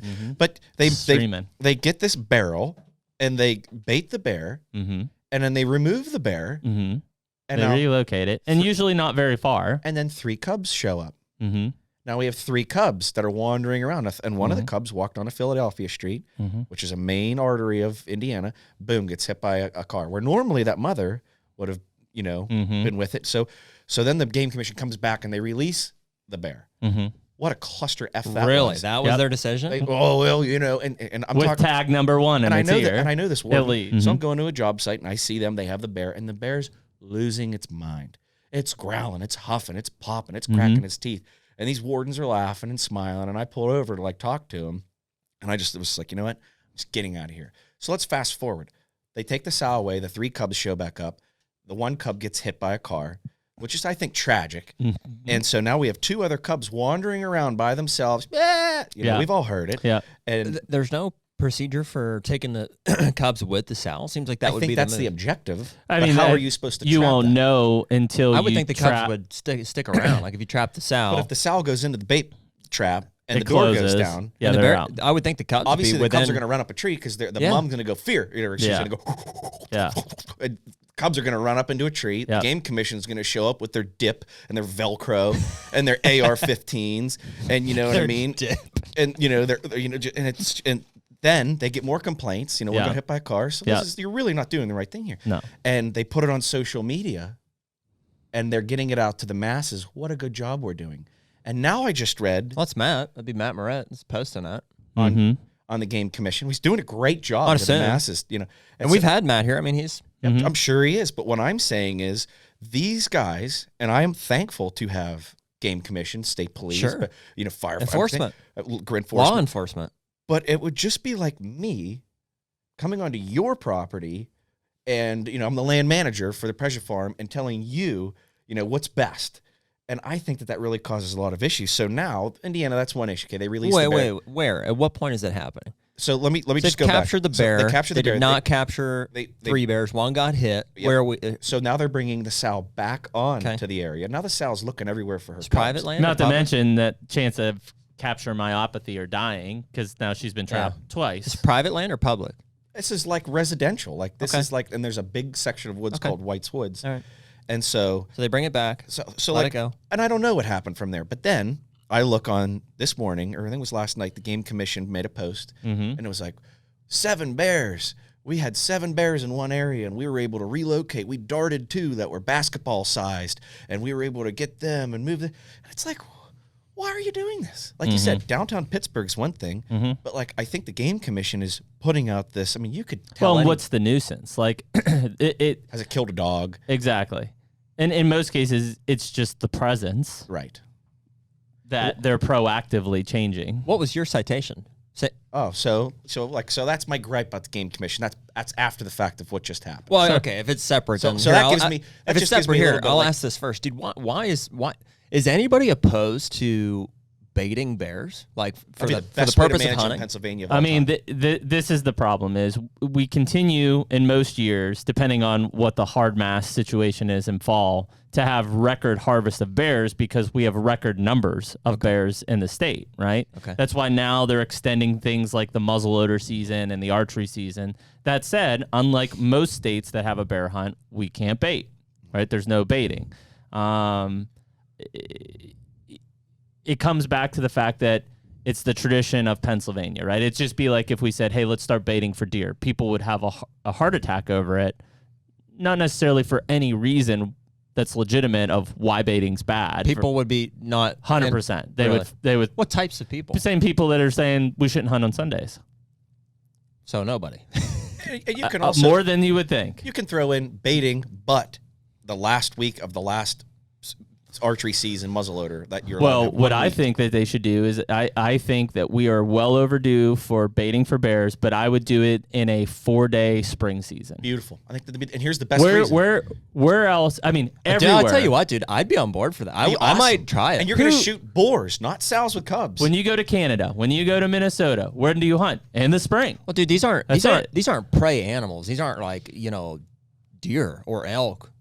This is a predator. You know, this is something that needs like.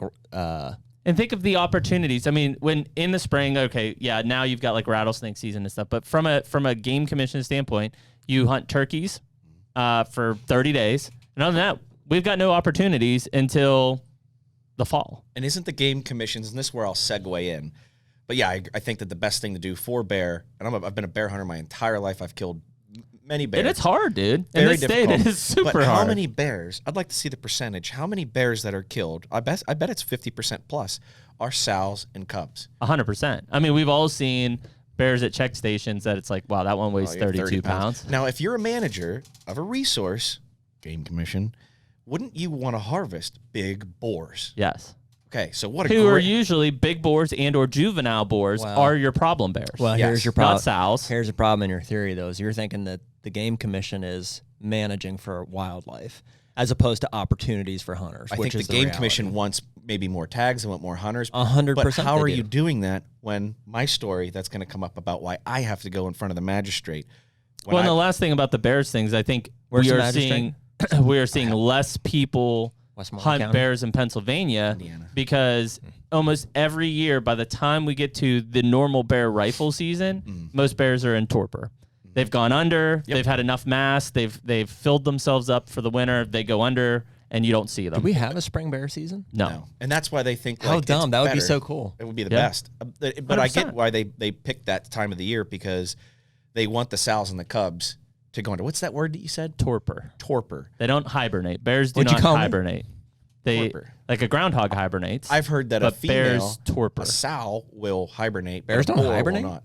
It's called torpor. So that's not a true hibernation. That's why, like, What? if You you're ever seen out, Dr. Doolittle? if you're out deer hunting in mid-December, Yeah. you could see a black bear walk around. He never fully goes under in a state of hibernation. He'll go into a deep sleep, and then he can come out of it and go back into it. I thought that the boars will not. The I've lived boars my will whole torpor, life thinking that but I've bears heard that hibernated. sows and cubs will actually hibernate. But I believe you over anybody. Yeah, I'm not a bear I expert. don't. I don't think he's But right. it's torpor, 100%. And I have seen tracks in the middle of the winter in Sure. February or like January. One of the biggest bears I've ever seen was on my property here in Pennsylvania, and we've got plenty of pictures of him in mid-December. And we would see him in October and then nothing because he would go into torpor, and then in mid-December he'd come back out and then go back under, and we'd see him in the spring. Love that. Yeah, and Great he looks news, like man. a Volkswagen. He's giant. Yeah. But And I'm sure it's different from There you go. up north than This validates your response here. Okay. This is from nationalforest.org. Sounds right. Chris Bachman is the author. Animals have blah, blah, blah. Sorry, let me jump ahead here. Hibernation is voluntary state. An animal enters to conserve energy, blah, blah, blah. Hibernation can last days, weeks, months. Come on. Give me the bears. Give me the bear. Many animals once thought to hibernate, including bears, really only enter a lighter sleep state called torpor. Like hibernation, torpor is a survival tactic used by animals to survive their winter months. It's triggered by colder temperatures and decreased food availability. Torpor also involves decreased breathing and heart rates and lower metabolic rate. A bear's body temperature reduces slightly. Bears can sleep more than 100 days without eating, drinking, or passing waste. impressive. Bears can actually turn their pee into protein. I've heard you've attempted that. I like to drink my own urine. I ain't shit in 30 days. Put the- Unlike put the old hibernation, plug. torpor is not voluntary. Mm-hmm.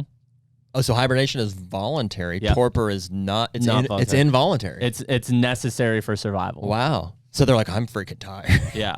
Well, and During- this is why, because it's not voluntary, we see usually around Thanksgiving, most bears go under prior to that rifle season. That's why people see bears all year long, September, October, the bears everywhere. And then all of a sudden it's like, where they all go. To that point, here's the difference. Unlike hibernation, torpor is not voluntary and lasts often, blah, blah, blah. During their active period of the day, animals in torpor, so bears, maintain a normal body temperature, breathing, and heart rate. But while they're inactive, they enter into a deeper than normal sleep that allows them to conserve energy and survive the winter. The main difference between hibernation and torpor is during torpor, the animal is able to wake up quickly to avoid danger. Or if the opportunity exists, exit the den to feed. Waking expends energy and involves violent shaking and muscle contractions, much like shivering. The energy loss is offset by how much energy is saved in the torpid state. Female bears awaken from torpor to give birth. Yep. Which is why it's extremely dangerous to get cubs out of a den because Has she's to awake. has to do a lot with size. So it says whether this is interesting. Whether an animal hibernates or enters torpor has a lot to do with the size of the animal. Smaller animals tend to hibernate. Groundhogs. Larger animals tend to. So animals that are true hibernators include rodents like chipmunks, deer mice, woodchucks, ground squirrels, bees, snakes, and some bats are also hibernators. Bears, raccoons, and skunks are all light hibernators that use torpor to survive the winter. So cool. What about those frogs, dude? Oh yeah. We've got a little like I don't know, accent pond or something in our our landscaping at our house. Yeah, it came with the house. There's a little. I mean, it's nothing. There's like frogs 10, included. 15 gallons. There's a fish in that thing. It looks like a goldfish type of deal. Like a koi. It's like a koi that survives every winter. It's just literally a straight mud pit. The fountain doesn't work anymore. It's like, the fish is in there thriving. Crazy. That thing goes into torpor, I'm pretty sure. I have vernal pools on clients' properties. There's fish in them. Wow. They're like little darters or something. Something I can't really identify, but it's absolutely insane. Yeah, survival. So to go back to where I was, We've clarified that. Black bear's torpor. Yeah, black bear's torpor. good call. Yeah. Usually I'm right about calling your bluffs, but you were right on that one. I'm a biologist. That's the I get highlight. Yeah, I'm a biologist, so I love learning stuff. That is awesome. Yeah. torpor. Groundhogs hibernate, bears torpor. Yeah. That was always my thought. Now you know. process. Now you know. The more you know. The more you know. And that's good to know. That reading rainbow? I got one for you. Read it. I got one for Take you, a Mike. look. It's in a book. If a woodchuck could chuck wood, how much wood would a woodchuck chuck? I don't know. Think about it. If a woodchuck could chuck wood, how much wood would a woodchuck chuck? A chuckload. Close. It's a woodchuck would chuck all the wood it could chuck if a woodchuck could chuck wood. Thank you, Jared. That's really good. So, but obviously after torpor. So, all right. Sorry. Go ahead. So we talked last time I was on here about game commission, state police, another Uncle Dale one. entitlement. That is an Uncle Dale. I was going to say it's I got that Wayne. from Uncle Dale. Yeah. But like Jared and I were talking about how I caught 2 trespassers, and we were Yeah, all I remember talking, that. and they were state like, "Well, I'm police. state police." Yeah. And Which your it's response like- was, who gives a shit? Okay, well, it gets good. Yeah. Because those guys can't hunt anymore Okay. because of this warden that charged me. Oh. He took their license. So here's what went down. First week, I tagged out. I shot a banded turkey. Is this post him shooting? This was post him shooting. So first week, Jared Let's and I, pull that out real quick. I'm sorry. Here, let's pull it out. Yeah, shout out to Costella Taxidermy. Costella. Find out Costella's on Instagram. Look at the hooks on that son of a Costella gun. Taxidermy. Yeah, dude. Look, you see the hooks on that That's thing? legit. That's some of the biggest hooks I've ever seen on a Pennsylvania bird. It's the monster. Yeah, Jared she did a hates great job. turkeys. What's her shop Yeah, called? Costella Taxidermy on Instagram. So Kostella.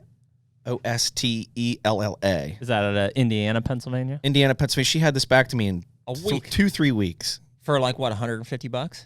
I don't even remember what you paid. I didn't. Yeah, that Whatever it That's is. Yeah, legit. she did a great job. those hooks are legit. What are those? Like 1.5 inches? Did we talk about that? I don't even think we measured them. We should measure. I've got a I got a soft tape. You got one? Yeah, Costella Taxidermy. Kostella. Find her on Instagram. Name's Jenna Lee. She's the best. She's award winning, and she's fast. Almost an inch and 5/8. Yeah. That's probably the longer one, I think. But let's see. 1 5/8 on the right leg.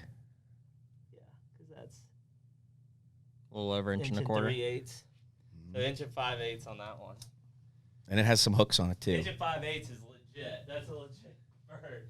Yeah, shot with a bow I mean, you without hear- a ground With a blind. Victory VAP 250. You hear Hoyt people 80-pound say, bow. like, oh yeah, I killed a bird with 1.5 inch spurs. No, you didn't. Yeah. No, you didn't. It was 12-inch. Not in What do Pennsylvania. you think of that? did. That's a pretty impressive bird. Yeah, that's insane. That is seriously. We knew. When he That came is- up over the hill, I was like, that's an old bird. That's seriously probably the biggest birds. Because I mean, even a lot of your old birds, just from strutting and in the habitats that they're in, these old strip mines and stuff, they wear those hooks down. Right. And so 1.5 inches that's a legit spur. Well, aren't they usually like... Most birds that I kill are 1.25 inches. Or like They're 3/4 a inch. weird Inch. color, too. Yep. Well, yours had ivory, and like the bases are white. And when you first killed it, we have a picture. They're white, and on the tips were black. And now that the bird's dead, he's gotten blacker. It kind of blacked out. But if you'll see that picture. It's a white spur. That's crazy.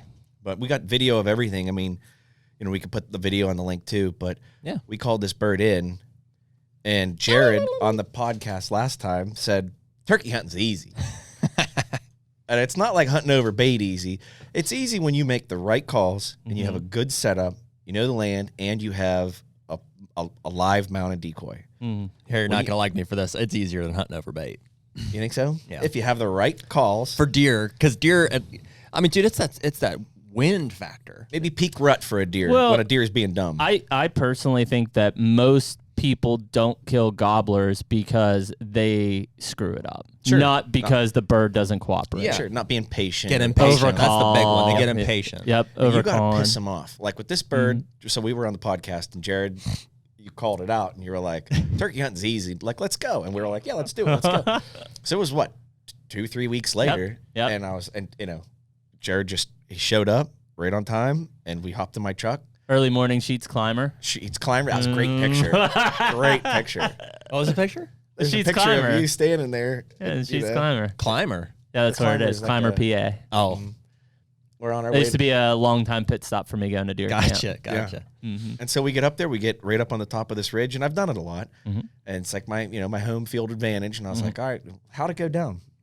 It was like, we got this one, that one, or Well, yeah. So we met up with your dad at the house. that's right, yeah. And he's like, oh, all right, you guys go to that ridge. I'm going to go to this ridge. We'll see what happens. Okay.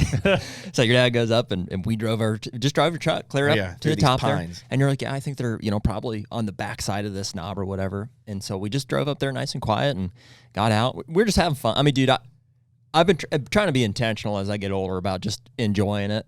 Whether we were in them or not, it's just fun to be up there. Oh, we were giggling. Well, that's and why it's not laughing and- stressful for us. I mean, not that we don't like killing birds, but like, Yeah, we're I didn't not, care We're about not serious turkey hunters to where it's like, man, we blew that one. Like, it's just like, cool, man. Did you hear that bird on the I roost? wanted It's to awesome. kill a turkey, but I mean, we were just having a good time, having a just good time. being together and Just laughing, eating breakfast sandwiches, and not having to be at work. Like, it just 99% of my time is filled with execution of which is work. Time. And so to get out and relax is fun. it's like spring, like when the sun's just starting. Dude, to come that up. opening week is so nice because it's not Was it hot opening yet. It's not first or green. second. Yeah. First or second week. Because boys killed Before me, right? youth season, Yeah. and then I killed opening day Saturday. I Mine think was you after went on yours. Monday or Tuesday because I was tagged out. I didn't get a second tag. Yeah. So it was first week. First week. Okay. Yeah. So we got out of the truck there, and I don't know, we might have walked 30, 40 yards, and we're like, well, let's just, we're just listening, right? We're like, let's just hang out. We were listening. Let's just listen. Let's just see what happens. I didn't bring the shotgun. I had decided I'll bring the bow. If it happens, it happens. If not, it's fine. No blind. Yeah, I know. blind. No blind. Sitting in the old oaks. No blind. We had your full. It's a poorly done Oh, that shitty Tom mount. decoy. That's I why got- it's a my first longbeard. My dad gave it to this dude out in like Evansburg, and he brought it back, and I'm like sucks. looks like a pheasant. Paper mache head. I mean, it's okay. I mean, it killed the. I mean, I love He's it. got like the eyeballs that you see in the craft His store name's- that like roll around. googly eyes, His name's Redhead Fred, redheaded. and you do not let Redhead Fred get touched. Yeah. People like let their decoy get beat Oh up. yeah, for, no, he'll fall apart. Yeah, kill him before you touch him. You protect Redhead Fred. Yeah. So we were maybe 50 yards from the truck, and it was right as the sun was it was starting to get a little lighter, and sure enough, there's one over the ridge. We hear probably 2 or 3 birds go off, and we're like, "Phew." All right, yeah, we're We're laughing. We're not intense. We're not like we're gonna go here. Yeah. We're gonna go there. And, Yeah. We're just like giggling. Or like, yeah, I'm like, you want to head over that way? And he's like, yeah. I was like, okay. That's right. There's a field over there. So we kind of just start moseying up in this direction, and I think we heard that bird as we were getting to the spot that we set up. and or you can whatever. hear a Jake. Mhm. You can hear a Oh, yeah. 2-year-old, Oh, and yeah. then you can hear Thunder. Juggernaut. thunder nuts over here, Mhm. and it's a full. It's not a short. That's it. It's not. It's a the earth shakes, and it's a full all the way through. Like here's a Jake, here's a 2-year-old, here's a big And old one. you find that those birds, at least in my opinion, like I mean, you hear the Jakes. The 2-year-old will gobble 155 times on the roof. Yeah. He will not. Yep. He'll He's let every you so know, often. Yeah. and he'll just to shut those other birds up. So I think he went once or twice, and we're like, dude, he's well, because you're like, there's a field in the bottom, we should try to get to it, and I was like, That's right.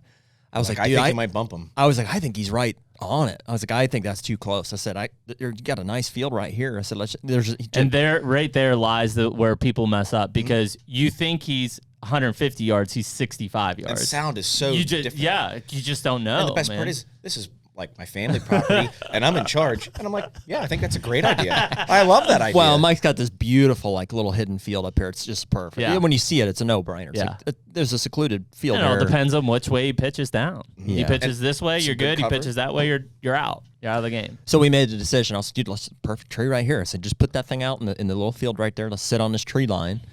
And I mean, we were 100 yards from the truck, maybe.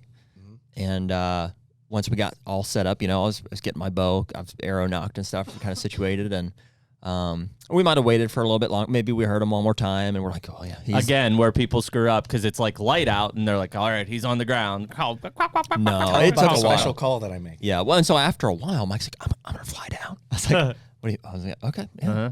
And I know what he meant, but we've talked about it since. So he took his hat off and gave him a couple, cluck. That usually clucking and gets stuff. gets Lets them know, like, all right, it's down. it's Come it's get time. me. And everybody else heard it too. He didn't fire back right there, I don't think, but he heard it. He knew for it. sure. He pitched and he's going like this. All right, He's not close shit. enough that you're hearing him spit and drum on the No, roost, he was right? still in a tree. No, he was probably roosted 150 yards from us. Yeah. Right, you You think? know, probably you're, roosted you right know out that you're too field I wanted close. to go to. I was when you start hearing. Oh, yeah. You're like, oh shit. Yeah, no, we kept our distance, and then eventually, I don't think we heard him fly down, but after a while, And you and we're can like, tell oh, he's he's right. Now he's down. He's right in the Now bottom he's there. down. And he gave us, I think, one more. We're just waiting, and we're hearing other birds. There's 2-3 other birds that we can kind of hear off in the distance. He gave us, and we kind of, you might have hit I him. think I give him one more sweet yelping, Just working on the ground. Just, I'm here. Come Yeah. get me, baby. Yeah, I'm enjoying this field all by myself. Yeah. Yeah. and then he was, Now he's coming. On we could string. tell. We could just tell. I said, he's coming. He's coming. So we just stopped. We shot right up, and we just sat totally still. And I was thinking he was going to come in right at the corner of our tree line. I was hoping anyways. I was that's going to be best case. There's a road that comes right. Actually, I thought he might even come from in front of us, which would have been tough. He'd have had to come around us. But it was maybe 5-10 minutes. There he is. He just And you see him like this. silently Right up on the edge of the field. Yes. Yeah, Just comes- right on the wood line. comes right. He came straight up this hill. I mean, it was a steep hill. up. He came right up it, and here he come right out in the middle. And the only disadvantage we were at was like the decoy was directly between us and him. So once he saw it, he was looking right at us. He's looking at And it. we're right behind you. Yeah. And So we is have he no gonna look through no it, or is he no gonna blind. just stay Mike's on wearing it? his Jerusalem cruisers down here. Oh, yeah. Shout out to Chaka. I was waiting for my sponsorship. You might have been wearing that shirt. I don't remember. I don't know if I was wearing camo pants. I think I had these pants You on. had camo pants, but you weren't wearing a face mask and you weren't wearing gloves. No face mask, no paint, no This is where you gloves. start going, Yeah. Yeah. So to those guys that are like, oh, you have to be 100%, just be still. Yeah. Just be be still. Be still. And hug a tree. Yeah. And he's like this, frozen. And the camera that's facing him, you see his eyes. Eyeballing. Yeah. The eyeballs. Yeah. it's funny Mike, because are you you can see seeing this. Yeah, my eyes are all the way to the left at first, and when we first see him, and then so the GoPro's on me, and we don't have footage of the bird coming. Well, yeah, we do. Oh, I have Yeah, my we do. cell phone Yeah. out. It's Yeah, we do. awesome. And you can see my eyes just shifting Just slowly, like shifting across across. the screen. Here he comes, like Yeah. this, and he worked all the way in, and I mean, it was like clockwork. Came dude. right into the decoy, and then his tail fan was already out, and his tail fan, his head's facing this way. He was full strut the whole time. Fan's Texas hard facing shots. us. And when he hit that bird, It sounded like a gunshot. steam came out of it. It sounded like a gunshot when it hit that bird. It's an absolute perfect shot. Texas hard shot. Well, when you're bow hunting birds, you have to get to full draw, obviously, and the only real time you can do that is when their fan is blocking their field of Yeah. vision. So once they turn, they've committed to that. I mean, the bird was 5-6 yards from us. Just came to full draw, settled in. He was still facing away, and I mean, so on a dead facing away bird, you're aiming for the butthole. You know, I mean, that's the You gotta base. get up in the cavity. You got to get it right up through that cavity, and he was just slightly quartered. So I just adjust. Just like a deer, you're aiming for your exit wound. Yeah, blew him away. Yeah, he didn't go far. He And didn't then like all that flapping, other birds were gobbling, and I'm thinking, oh man, we might get a second remember bird. that, yeah. And he's just like, I gotta get this bird, and he runs I out ran and grabs out. it. Did the old The see old you later. swing, the old figure eight. He gave a pull and a 3/4, Yeah. and then he brought it back, and I'm like, you know what I mean? It's like the climax Yeah, already yeah, happened. I'm ready yeah. for my cigarette. I'm like, oh god, like I can't believe that He's like happened. undoing his sandals. He's like, oh my goodness. Because usually when I take hunters, Yeah. they're, like my dad's a great hunter, but like, you know what I mean? Like we would have never dreamed, my dad and I to hunt with no ground blind with a bow. Yeah. And like all these other guys that I take, it's a shotgun or you Sure. get a blind, you gotta set this up or whatever. Yeah. Like this is the apex Yeah. of turkey hunting. It doesn't get any more difficult and oh man, what teamwork. And we didn't call another one in. Yeah. But Jared looked over, he said the same thing he said on the podcast, and he goes, it's too easy. And I'm like, shut up. Like, Don't say that. but so let's fast forward. So like, I was tagged out too, and I shot a banded bird, which I never even knew Awesome. was a thing Yeah, I in didn't either. Pennsylvania. That's cool. So, I called it in and, I assume Game Commission banded. yep, Game Commission banded. So I called it into the Game Commission. I called it in, actually, to get the bird. So long story short, it's getting into the end of the season, and I'm trying to get hunters because I love turkey. I hunted almost every single morning of turkey season, whether I was calling, scouting, taking other hunters, Yep. hunting myself. And, I got a baby coming, you know what I mean? I want to be out there. It's my Yep. favorite time of the year. So it's the last couple of weeks of the season, last week of the season maybe, and I had my buddy Steve Johns and Talk come in, and I was like, I want to guide you guys. Mm-hmm. So they both bought their tags online, Mm-hmm. a day or two before, Mm-hmm. and they came turkey hunting with me, Mhm. which, by the way, podcast listeners, that's illegal. Because they don't have them physically. You don't have a carcass tag. It's the one. So on the Pennsylvania Fish and Boat Commission, you can do that. You can buy your trout stamp. You can buy everything. You can print it out. You sign it. You're good to go. Mm-hmm. For whatever reason, if you buy it online from the Game Commission, you're not given a carcass tag. Ohio, you are. So they have to mail it to you in 7 to 10 days. You have to make your own in Ohio. You sure? Yeah, they don't give you a carcass tag. They say make your own. Well, that makes Wow. sense. Whatever. At least you have. But you have to wait 7 to 10 days for That's them to mail bullshit. it to you. That's Oh, I bullshit. completely agree. What if, like, you don't even have COVID to display your license And anymore? the warden told me it's because of COVID stuff. It's like, well, what if I had COVID? I'm in the woods. I'm not hurting anybody. I'm away from everything. Why would I go to Walmart? Well, I have my license number. Yes. I have my CID. Yes. I can call and check in the animal. Absolutely. The HUNTR Podcast is brought to you by Stealth Cam. Dude, where would we be without our cell cams? I would definitely be divorced at this point. Yeah, I hear that. I mean, the fact is I spent more time checking cameras than I actually did hunting prior to cell cameras. Now, at least, my wife can enjoy me being in the comfort of my own home, buried in my phone, checking those pictures. 100%. And dude, when it comes to trail cameras and definitely cell cameras, reliability is, I think, the number one thing that we're looking for. Stealth Cam just has a long reputation of reliable cameras, and ultimately that is the most important thing to us. They have to work. In terms of reliability, there's not a better camera on the market than Stealth Cam, whether you're talking about the Fusion X, the Reactor, or the DS4K Transmit. And most of them are under $200. Stealthcam.com. Check them out.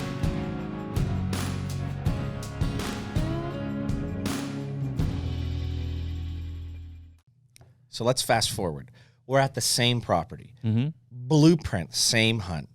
We're out here. Everything's great. We're hunting. And I'm calling, Mm-hmm. and I'm trying to make a move to the same area, standing right where he killed this bird, Mm-hmm. which is surrounded. I mean, we have a big chunk of land. Mm-hmm. So you'd really have to be lost Sure. to be trespassing. And there's 3 properties that we manage. Nobody else is allowed to hunt on. And the landowners asked my dad and I to enforce, like, hey, can't be here. Get out of here. Yep. A trespasser trespassed through 3 properties to get to our property, and he's standing dead smack nuts in the middle of our property, and he's walking to us. I'm holding the decoy, Redhead Fred, and this guy's gun's off his shoulder. And my 2 buddies that aren't veteran hunters by any means, one's a first-time hunter. Mm-hmm. They go, some dude's walking up here.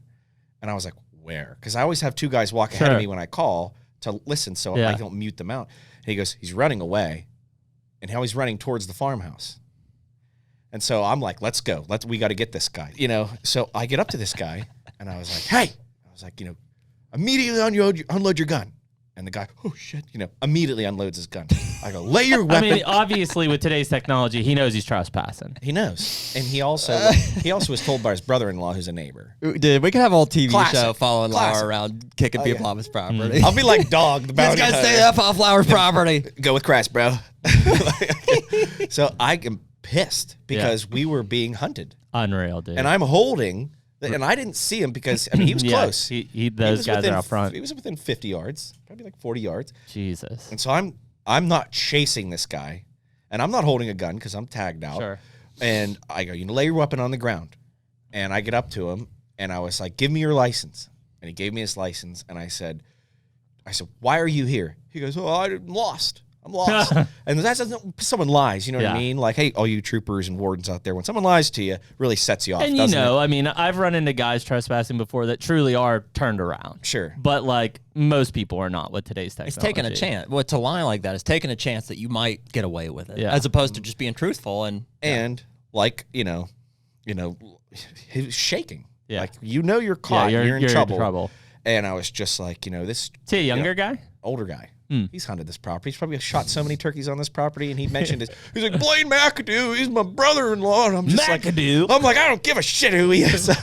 and I'm getting all crazy, and he gives me. I was like, look at how crazy I am. I was like, I don't ever want to see you here again, and you tell all your friends, and I was pretty, I don't want to get shot. We talked about how Pennsylvania turkey hunting is dangerous. Yeah. People get shot. My dad's been shot. Yeah. A lot of people have accidents. Yeah. It's so easy. 2 first-time hunters. You know what I mean? Like, Yeah. So I said, give me your license. And he gave me his license, and he was like popping off stuff. And I said, I'm holding on to this, and I'm going to give it to the state police. You can get it from them some other time. And I'm like, do not load your gun until you get back to your truck. So I take his license. Mm-hmm. We leave. Hunting license. Hunting license. Mm-hmm. In his hunting license, he had a copy of Give me your his credit card. Yeah. How much cash you got on you? You got any bourbon on you? Yeah. And I'm just so like upset because my buddy flew in from Florida to hunt it this sucks. spot, and like Blew up the morning. Plus, I'm yelling. It's done. Yeah. And this guy's been walking all around, and like, you know what I mean? He heard me calling probably. I don't know. And so we leave the property. We go. We harvest a bird on a different property. It was an awesome hunt. And we go home, and I go to talk, and I said, let's start cleaning this thing. So we started taking off some of the meat. And we started taking off one of the legs, and I was like, how do you want this mounted? Blah, blah, blah, blah, blah. And he was just like, well, I don't really know. And it was at the end of the day, and we got up at 4 o'clock in the morning. We're tired. Yep. And I was like, let's just drink a couple of beers. Let's let this thing cool down, because it was a warm day. And I brought it into my garage, which is climate control. And I'm like, let's just let this thing cool off. And in an hour, we'll skin this bird. We'll be good to go. Yep. So here's where things get exciting. I already told you about the state troopers that I've caught on this on a separate property. Okay, and I've already told you about the warden post-fact with the bears. Same guy. I get woken up. I'm in my office, which is like where I have all my mounted animals and stuff, which don't have their tags attached to them, by the way. And Christy, my fiance, comes down, and she's like, Michael, the goddamn cops are here. What did you do? And I'm like, what? And she's like, What time is this? This is at like 12:30, 1 o'clock. In the morning. No, in the afternoon. Like, we just got home from hunting. Oh, okay. So like afternoon nap. Afternoon nap. I We've all done it. The cops.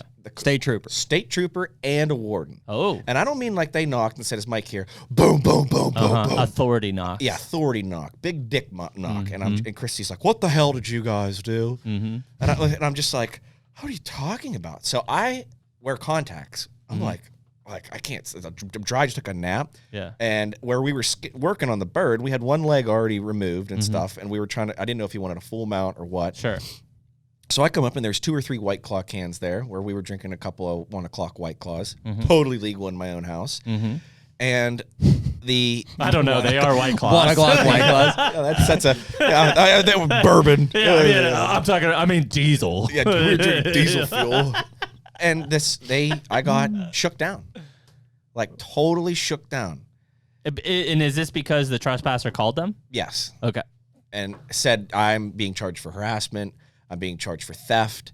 You Wow, can't walk up on That's someone some like stones, that. man. You just trespassed on somebody's property, and now you're going to call the cops on the person you trespassed So on? you're me. Here's them. You call us. You call us. To do what? And I'm like, I don't have service up there. It doesn't matter. You call us. You don't do it. Poor old man was lost, and that's what you did to him. I'm like, poor old man was lost. I'm like, are you fucking kidding me right now? Really? And so the warden is shaking me down. The trooper is shaking me down. And this isn't the trooper you kicked off, right?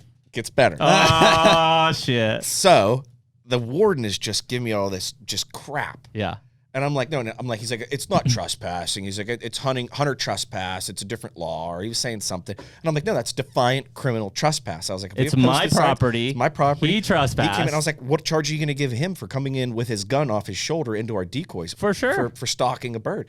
I was like, I'm like, and then I just was like, all right, hang on a second. I was like, I don't feel comfortable because this guy's circling me. And I'm calling a friend of mine who's a borough cop. I was like, because I don't feel safe right now. And they're like, oh, throw names. Oh, blah, blah, blah. And I was just like, this is like totally ridiculous. And I said to them, remember on this podcast when I said when Christy was running at Blue Spruce Park? Yeah. And the rednecks, and it took an hour. And they never even showed up after an hour and a half. Right. So the troopers didn't ever show up. Okay, so that's another thing. And then like my kayak was stolen. Troopers laughed at me. So like, I can't really rely. Sure. They're short-staffed. I don't know what the deal is with troopers why they can't respond to certain things. I understand, kind of. There's no way in my freaking mind I'm ever going to call. Well, but now they've showed up. They've taken the time to show up at your property. Yeah. So now they're at my residence. Yes. Banging on my door, scaring my pregnant fiance. What the hell's going on? So now they're coming at me, twisting my stuff around. Well, you stole his license. That's illegal. And I'm like, well, look. And I went over. I grabbed the license. I gave it to him. I'm like, I was going to deliver. He gave it to you. I just got home. You didn't steal from him. He gave it to you. Yep. Handed it to me. And I told him that. And so I go to get that license and go, well, who shot this bird? I said, doesn't matter. I'm not bringing him into this. He shot it legally. He is tagged. He's like, well, I already know you're tagged out, Mike. I said, how would you know that I'm tagged out? Already done the old 411 on you. He goes, oh, I'm Special Forces. Special Turkey Forces.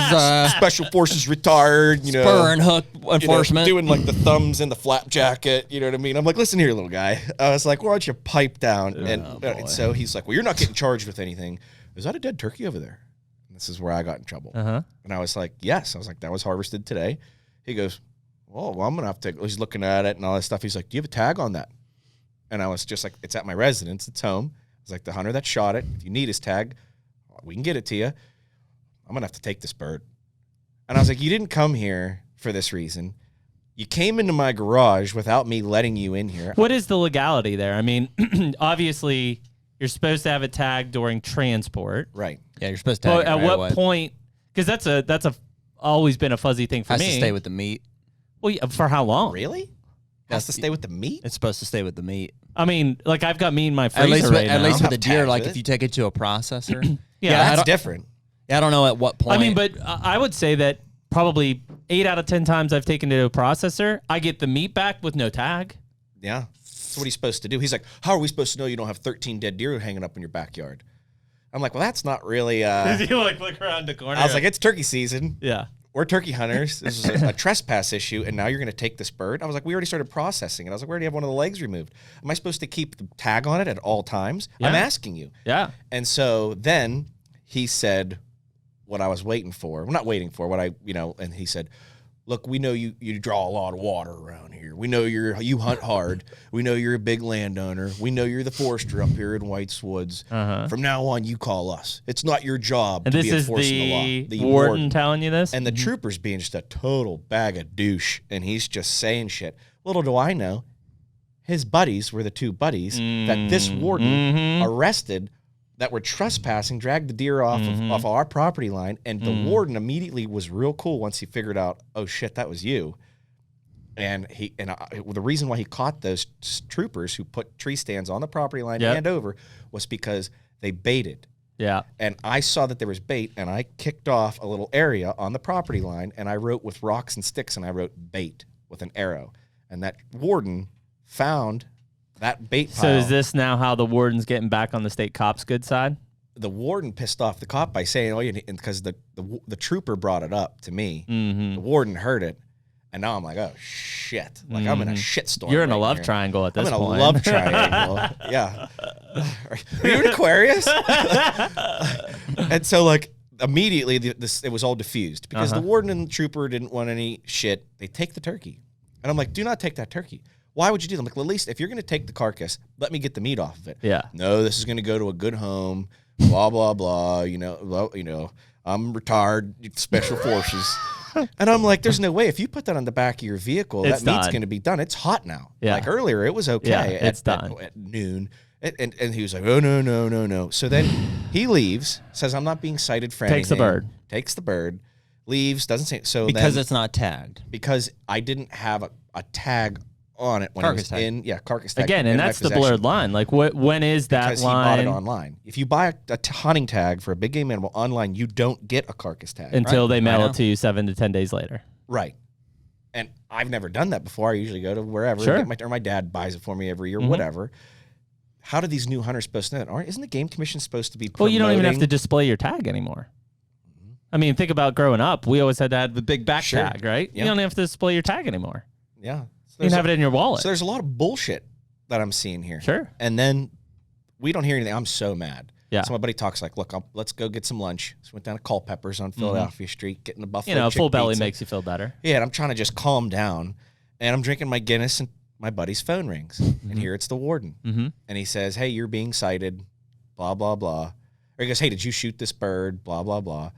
And he must have gone on my Facebook or my Instagram, done some research, saw something, found out it was talk. And because I wouldn't tell him who killed the bird and all this other stuff. And maybe I did say something quick. I don't know. But so my buddy. Your mom shot this bird? yeah. She has a license. But long story short, this She was also choking my turkey earlier. Gobble, gobble. That wouldn't have went over well. And when we met with the warden, you know, we're in a parking lot in Indiana, and it was hours later, and I'm pissed because that bird is still hanging. Yeah, it's gone. And so he's like, hey, you're being cited, you know, told my buddy, you know, this and that. You plead guilty, not guilty. So my buddy was just like, what's the fine? He's like, $500. He's like, whatever. I don't want a record.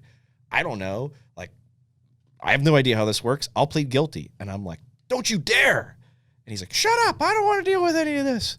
So then the warden is like, you know, blah, blah, you know, look, man, like he started saying again, like, I know you're really, you know, you're a landowner and you're involved in some stuff and you better watch, you better lay low and all this. He turns his camera off when he talked to us, his little chest cam. I'm like, all right, thanks. Warden has a cam now? Yeah. Wow. So he turned his, it was like a little square thing with a little bubble. Yeah. He turned it off to talk to us. And I was like, you know what? This warden's pretty cool. Like, I get it. He's doing his job. He's not from around here. Yeah. He's new. He's not to the trying to force. bust my balls. He's just going by the books. Yeah, he's trying to go by the books. And like, we'll deal with this in court. That's why you go to the judge to deal with everything. He gets all the facts and the info. So then he leaves, and my buddy gets his citation in the mail. And it also said that he never took a hunter safety course, which apparently every hunter in the state of Pennsylvania has to take a hunter safety course now. I thought it was up until you're 18 and you're good to go. I don't know. Every hunter, which I always do the attest thing. When I I'm always out of attest, state. and they ask for a number, and I'm like 111. Yeah, I mean, dude, I don't have my card from 1996. Yeah. I do have my card. Actually. I have my card too, but like, but it never asks knew for a all number that hunters. doesn't exist. Like there is no. Like, aren't you trying to promote hunters into this state? Actually, I might have my card. Let me see. Yeah, it's the little orange It's in your card. wallet. Mine's at home in my file. Ballsy. What if you lose it? I'd make a copy. Oh, I've of it. lost it a bunch of times. Let's see. They send you a new one? Mike, Yeah. I've got a file with all Okay, no, I don't have my my hunting, like every tag, every receipt, everything I've ever received for like the intention of like gaining access to no cards on tags me. and stuff. I do have one somewhere. So, you know, But seriously, it's 1996. End of the story. My buddy gets cited for possession of a big game animal, unlawful possession. You call turkey a big game animal? Turkey's a big game animal. Yep. And then 2 weeks later, I get in the mail possession of a big game animal or carcass Because it was in your property. because it was at my house. Holy shnikes. And so I'm like, you've got to be shit. Because the warden never told me. I never filled out anything, nothing. I was never told anything. And why would you when your buddy clearly said he like pleaded guilty that it was his? I think it's largely due to this. Wow. Remember this. Beating the chest. And then he's, Said in a you know, and then statement. the stuff with the bears and all this other stuff. And now Did I you have fight it? resentment. Did you fight it? Oh, I pled on guilty. I wasn't guilty at all. So My when- buddy bought a I'm license. surprised you you go didn't to the return it with a magistrate? picture of your scrotum stapled to the. Yeah. Oh, Did you go to the magistrate? So I go to the magistrate the 11th. So after. Because this could set a precedence, right? I mean, think because this podcast is important because now we're just communicating. 100%. We're talking. I mean, in most states, and now including Pennsylvania, you do not have to display your hunting license, right? You can put it in your wallet. In Kentucky, I have it digitally on my phone. Sure. Because there is no carcass tags in Kentucky. You just have to check in the animal when you kill it. But in Pennsylvania, you still are required a carcass tag. If I buy online and I don't wait 7 to 10 days, I'm legally licensed, yet I can't legally hunt without a carcass tag. It's confusing. Very confusing. Especially to a first-time hunter. So let's put it this way, because here's where the precedence could be set. If I bought my full license, bought my pheasant stamp, right, online, technically I could go pheasant hunting because there's no carcass tag. Not a big game animal. Not a carcass tag. But it's that, and it never says that. During the entire time you're checking out, it never says, hey, you're buying this license, you're getting your deer tags and your bear tags, you cannot harvest them until we mail you this. It does. Right, and maybe it does say that? Yeah. That defeats the purpose completely. Why would I buy my tag then and be licensed to hunt that day but not be able to tag? We asked that question, he said it's a COVID thing. And I said, well, if I have COVID, why would I go to Walmart? Yeah. Or if I'm afraid of getting COVID and buy it, well, you have to wait 7 days. And I'm thinking to myself, that's Maybe, bullshit. if it comes in 7 days. Yeah, if it comes. The reliable USPS. So I don't know. This will be interesting to see what the justice system does, because, you know, I see where the warden is coming from. I can get see that. where the state trooper was I wonder if the warden would have given you any grace had you tagged it rudimentarily. I think if we would have done what somebody else has done in the past by just writing Like write your number CID and all on that sort of it stuff, and your info. maybe that'd have been a little more helpful. Because that's what you have to do. No, never mind. I was saying with Mentor, I have to use my tag. Right. Yeah. Mentor under 7. So like when Harlan shot his deer, we used our tag on it. I think because I was kind of confrontational, you know, being woken up, confused. People were in my driveway. My fiance is like, people are pounding on the door. Waking straight out of torpor. Straight up a White Claw torpor. I was in a pretty rigorous White Claw torpor. And they saw like the beer cans there too. Like, have you been drinking? I'm like, what? Like, No, dude, they're White Claws. Of course. Yeah, You're they're like, it's not. Saturday at 1 in the morning during right. turkey season. Yes, I've been drinking heavily. And I was, you know what I mean? And I was just so like pissed. Yeah. And of course, I just think like, it could set a precedence because it's irrelevant in that if you harvest a big game animal in the state of Pennsylvania, and again, let's talk about the people who don't do this. You're required to check it in either by mail or online. At what point then does a carcass tag do any good? As long as you check it in appropriately. and if he would have called immediately when we got the climber, said, hey, this is Tossai with this, you know, number, blah, blah, blah. Which you have, 48 hours or something? I think 24 so. hours, something like that. To We check were it in. obviously underneath that. 100%. And it's just, I think it's more so a use of force. Mhm. And he wants me to tell all of his buddies. And then he was also saying things like, you know, we're going to be watching you. We know where you hunt. And Well, like because then instilling this fear. where the precedence comes What are in you is like, talking about? what is the, obviously it's by purely coincidence that mount behind you still has its tag from 2016. It's just because I never took it out. But, Are they supposed to have the tags well, on? that's what I was going to say. So I killed this deer in 2018. I don't have a tag on this thing. Right? Yeah, at Killed it in some point you Pennsylvania. throw the tag Like, away, what- right? Yeah, What I mean, is- what is the precedence? I What probably is the just got point? fined. What is the point at which you're allowed to like disregard your tag? His point was, Discard. what if you have 13 turkeys back I agree, there? and we don't know? I get that, but to that point, like if I harvest a deer, I process the deer myself, which is what I See if you do. figure that out. I discard the carcass. When you can discard like the tag. what in Pennsylvania. what is the standard of how long do I need to hold that tag carried around? Because you shot Till your the- bird legally. till the meat's You gone? gave me half the meat. Yeah. Is that illegal? Yeah. What So- if I donate to hunters for the hungry? Like Well, True is going to do instead. What- It's what- all Because the rotten. hunter the hungry, I still have my tag because I kept the antlers, but the meat's gone. Best part is, Exactly. What are you supposed to do if you take the meat and the antlers to different locations? Both of them are supposed to have the tag attached to them. and here's the other thing. Being cool and everything, but he still gave me the spur back, the leg with the spur. I'm like, you dumb son of a bitch. This is the best thing I could ever have. You just gave me a piece of the carcass. Wow. You gave me its spur with its leg. And I'm thinking, I'm taking this and I'm going to bring it to the courtroom in my $2,000 Nordstrom suit. I'm going to throw that son of a bitch down on the table. I'm going to be like, what do you call this? Well, because I mean, if you think about North Dakota, Wait. Next guy an answer? Yeah, it says deer must be tagged before the carcass is moved. The tag must remain attached to the ear until the animal is processed for consumption or prepared for mounting. What about Wow. animals that don't have Or ears? prepared for mounting. So that Yeah. I mean that doesn't account for the fact that if I cape it up to the head, cut the head off, to the tag is attached to the ear or the antler. until I would do a European mount, at which point now this is fine without a tag. Well, so even that, so like let's say I take that head and the cape to Well, and in that point, Mike, you're in the processing standpoint. So why does it need to have a tag on it? We already started butchering it. It hasn't been reported yet. Yeah, but he's still in the process of processing it. It was on a cutting board. Yeah.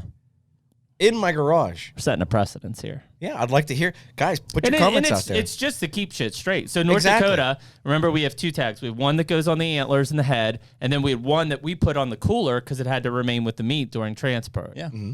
And so, but we're given 2 separate tags, one for the animal, one for the cooler where the meat goes. Mm-hmm. Not in Pennsylvania. You're given 1 tag, which most people, that's tagged inappropriately right there. It should be on the ear.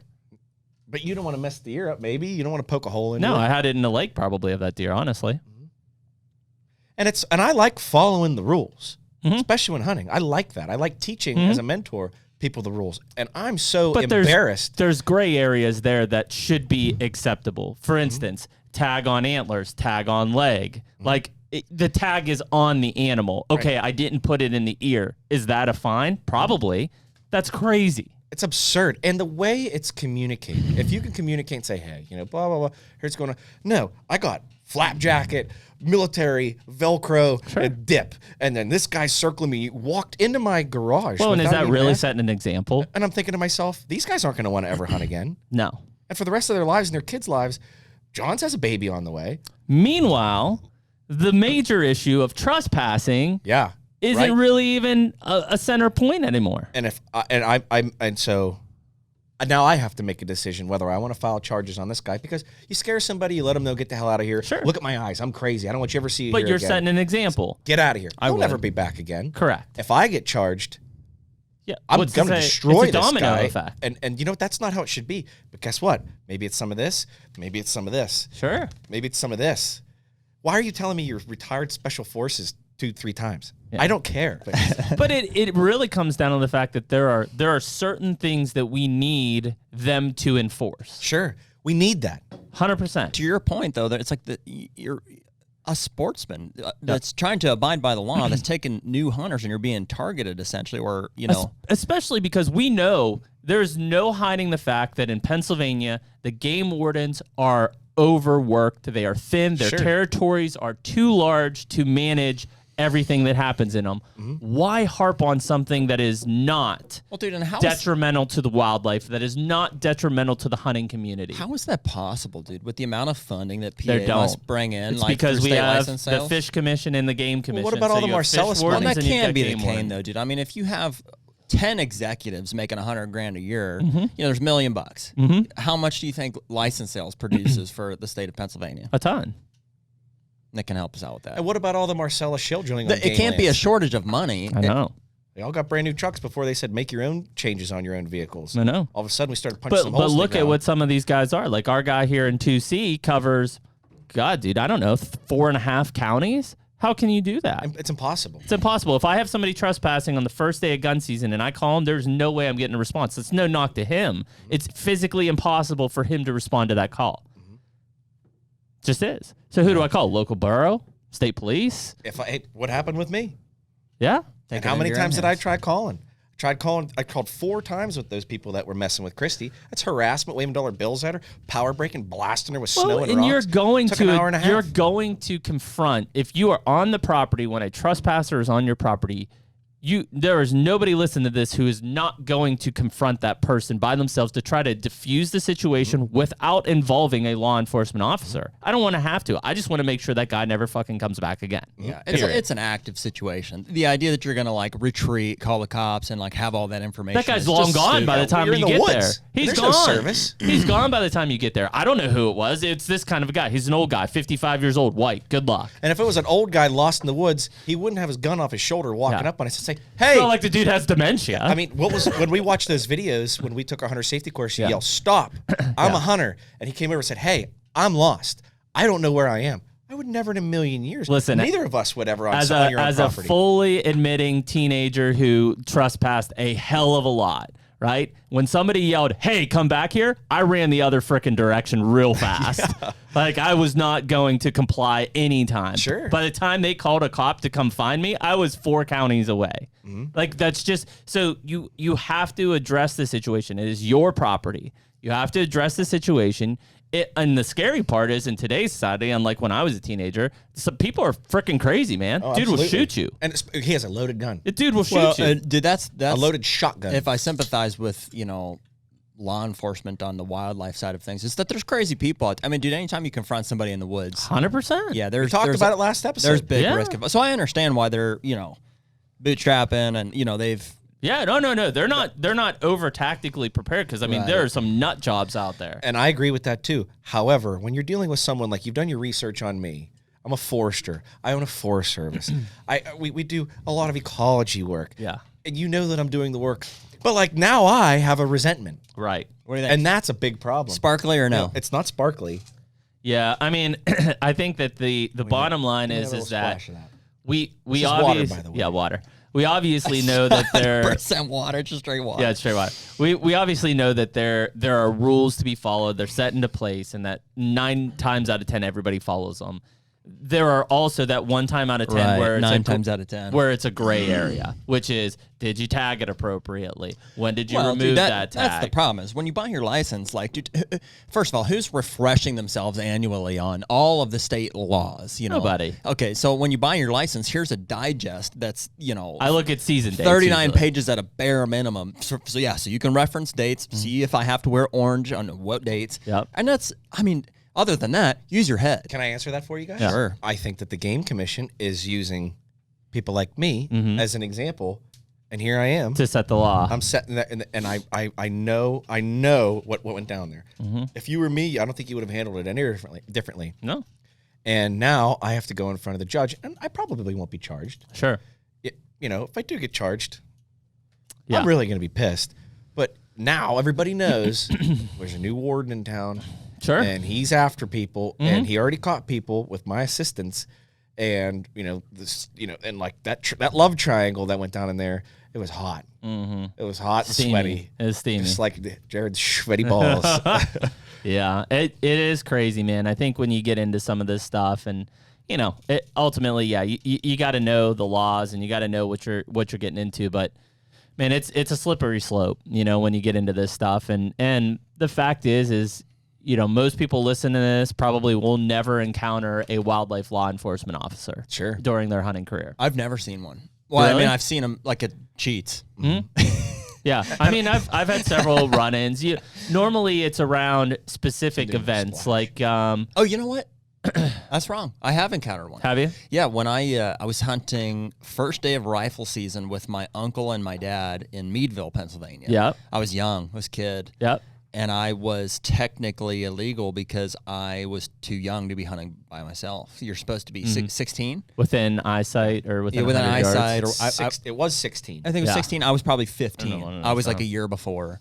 Yep. And I was terrified because of that. I Well, was dude, like, and that's what I mean. By the time I was 14, I was hunting by myself. I was terrified. Yeah, I mean, I had been since I was 12. I never hunted with my dad, Yeah. ever. I'll never forget asking my dad, "Am I all right to do it?" And he's like, "Well, it's illegal. Yeah. Well, but Yeah, so but I mean, that's how you You learn. go over here, and I'll be right here." He was Yeah. kind of an eyesight. Yeah. Well, so what happened was I was sitting in my tree stand with my rifle. We're sitting all day. I didn't see a single deer that day, I'm pretty sure. And I don't know, it was like 10:30, 11. I had these 2 guys come walking through the woods kind of from the parking area. We weren't that far. We were parked at the parking area. We had a trailer on I was driving like my dad's Suburban at the time to take deer out if we got one. Yep. And they came in and they're like, "Hey," they're like, have you seen a UTV back in here? And I said, no, I haven't. They're like, well, there's a truck at the parking lot here that's got a trailer on it, Empty.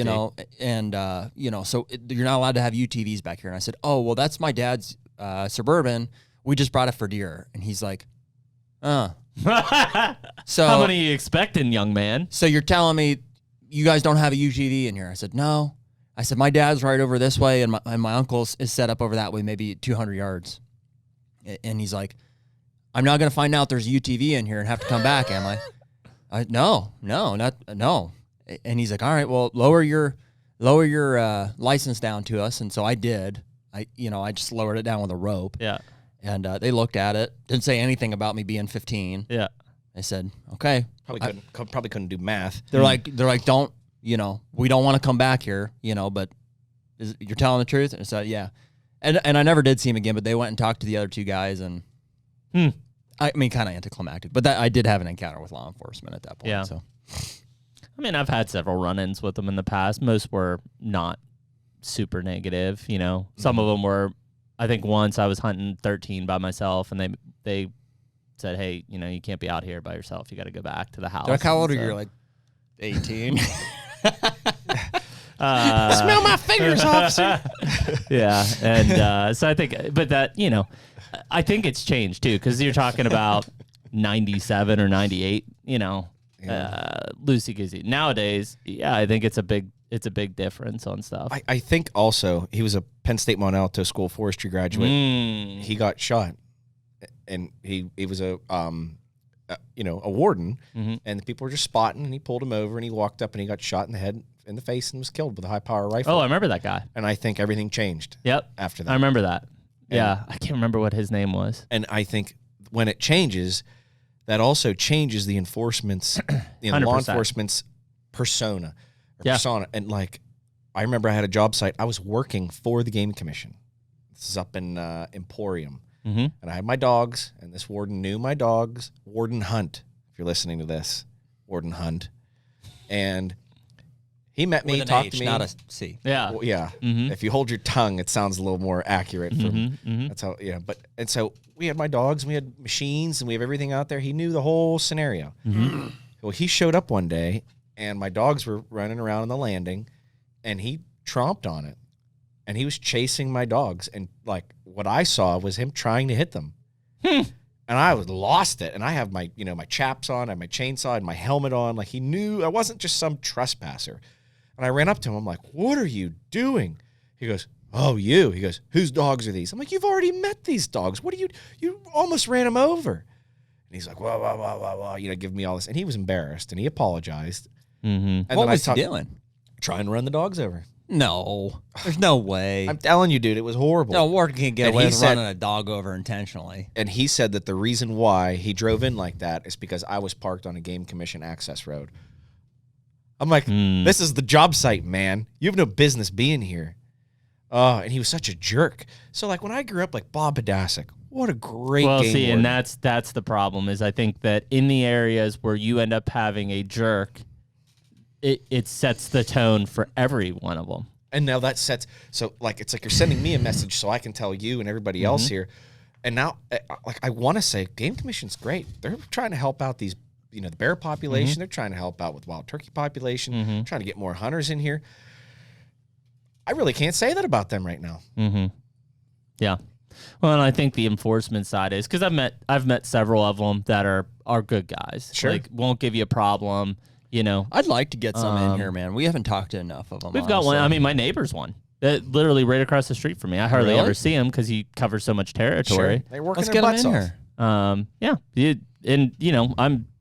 I'm sure that most of these guys are pretty good, but and it's just like, it's like police is the same way. There's just a handful of bad apples that it's just like, God, man, why do you got to be this way? And I'm going to a local chief of police here after this podcast to go do some timber appraisal, hang out. I shot some sporting clays with him at Seven Springs at a bank event. Great freaking guy, chief of police. Absolutely. And listen, I don't envy him at all, man, because this world is freaking crazy. It is. Again, the fact that you could pull somebody over for speeding and walk up and potentially get shot. Like, it's insane. But so if you've done your research on me. Sure. Yeah. Like, where am I right now? You wouldn't have some, Exactly. you'd have a jabroni on here, but you wouldn't have some unlawful piece of shit. Yeah, versus like pull up to a broken down trailer where there's a meth lab, there's meth lab inside, and now I'm sketchy. Like there's something I need to be. Absolutely. Yeah, and again, I think, I have to wonder if some of that stuff is just, almost embarrassment to the point of insecurity, and so it comes off like I'm so insecure about this whole situation now that I'm going to just be an extra hard ass over And I it. think that when you have two departments, state police and 100%. They're federal, right? Game Commission? Game Commission is state. But Game Commission will tell you that in certain places and certain situations, they have more authority over state police. You will not hear state police say that. Right. And I brought that up too. But like, trespassing is that issue. Who has more authority? The warden will tell you that he has more authority in that situation, where from everyone I've understood is like, why wouldn't I call this? If somebody walks through my backyard, I'm not calling a game warden. Sure. Calling state police. And I mean, let's just boil it all down. We can move on to the next topic. But like, it comes down to we all want to hunt. Sure. We all want to feel safe. It's not like you want to harbor bad feelings against these guys. Absolutely not. Nobody wants to walk around with a target on their back. And when I walk into the magistrate and I had to hand the stuff, I'm just like, God, this sucks. I don't want to hunt anymore. Yeah. This is bullshit. And telling me you're going to be watching me and like all this crap. Like, lay low. Like what? I'm on the radar? Like, what the hell? Yeah. Like, and, you know, I think it's important to have these discussions. This is the best way to have a discussion. Coincidentally, we're now all on the radar. I've never done anything illegal in my life, so Jared has a meth lab. perfect record. Yeah. You know, he's harboring illegal immigrants to work and do all this food plot work. But like, we're all good guys. I know, man. And I think those wardens and troopers, I think they knew it too. But and they say you're not being charged and all this, and then I get a thing in the mail. That doesn't sit right. That's well, a flex. And to the point where I don't think that there was any gray area. Like, it was clear that your buddy harvested the animal. It was clear he bought his tag online, so he didn't have the big game carcass tag. It was clear it was in your residence already. It was the only turkey, and that you were processing it.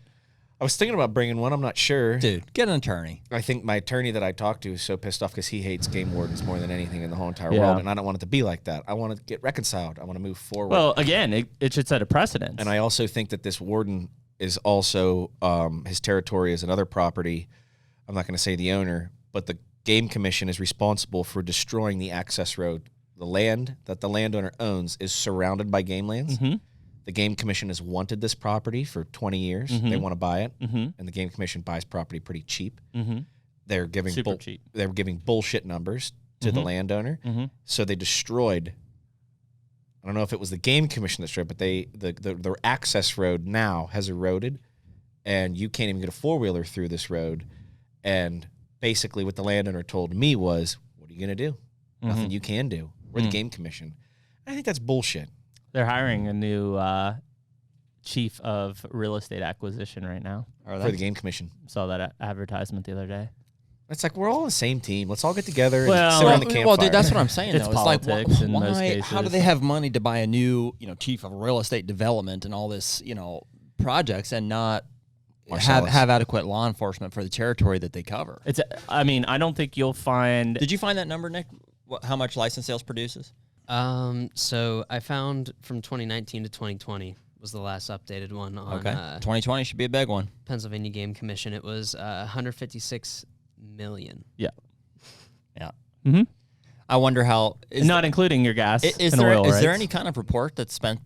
Do they send essentially like a shareholder report to people who buy licenses? The about only how report the that you'll spent? get is U.S. Fish and Wildlife does a survey every once in a while a report, annual Where do you think report. you're spending that money? Don't they have to disclose that?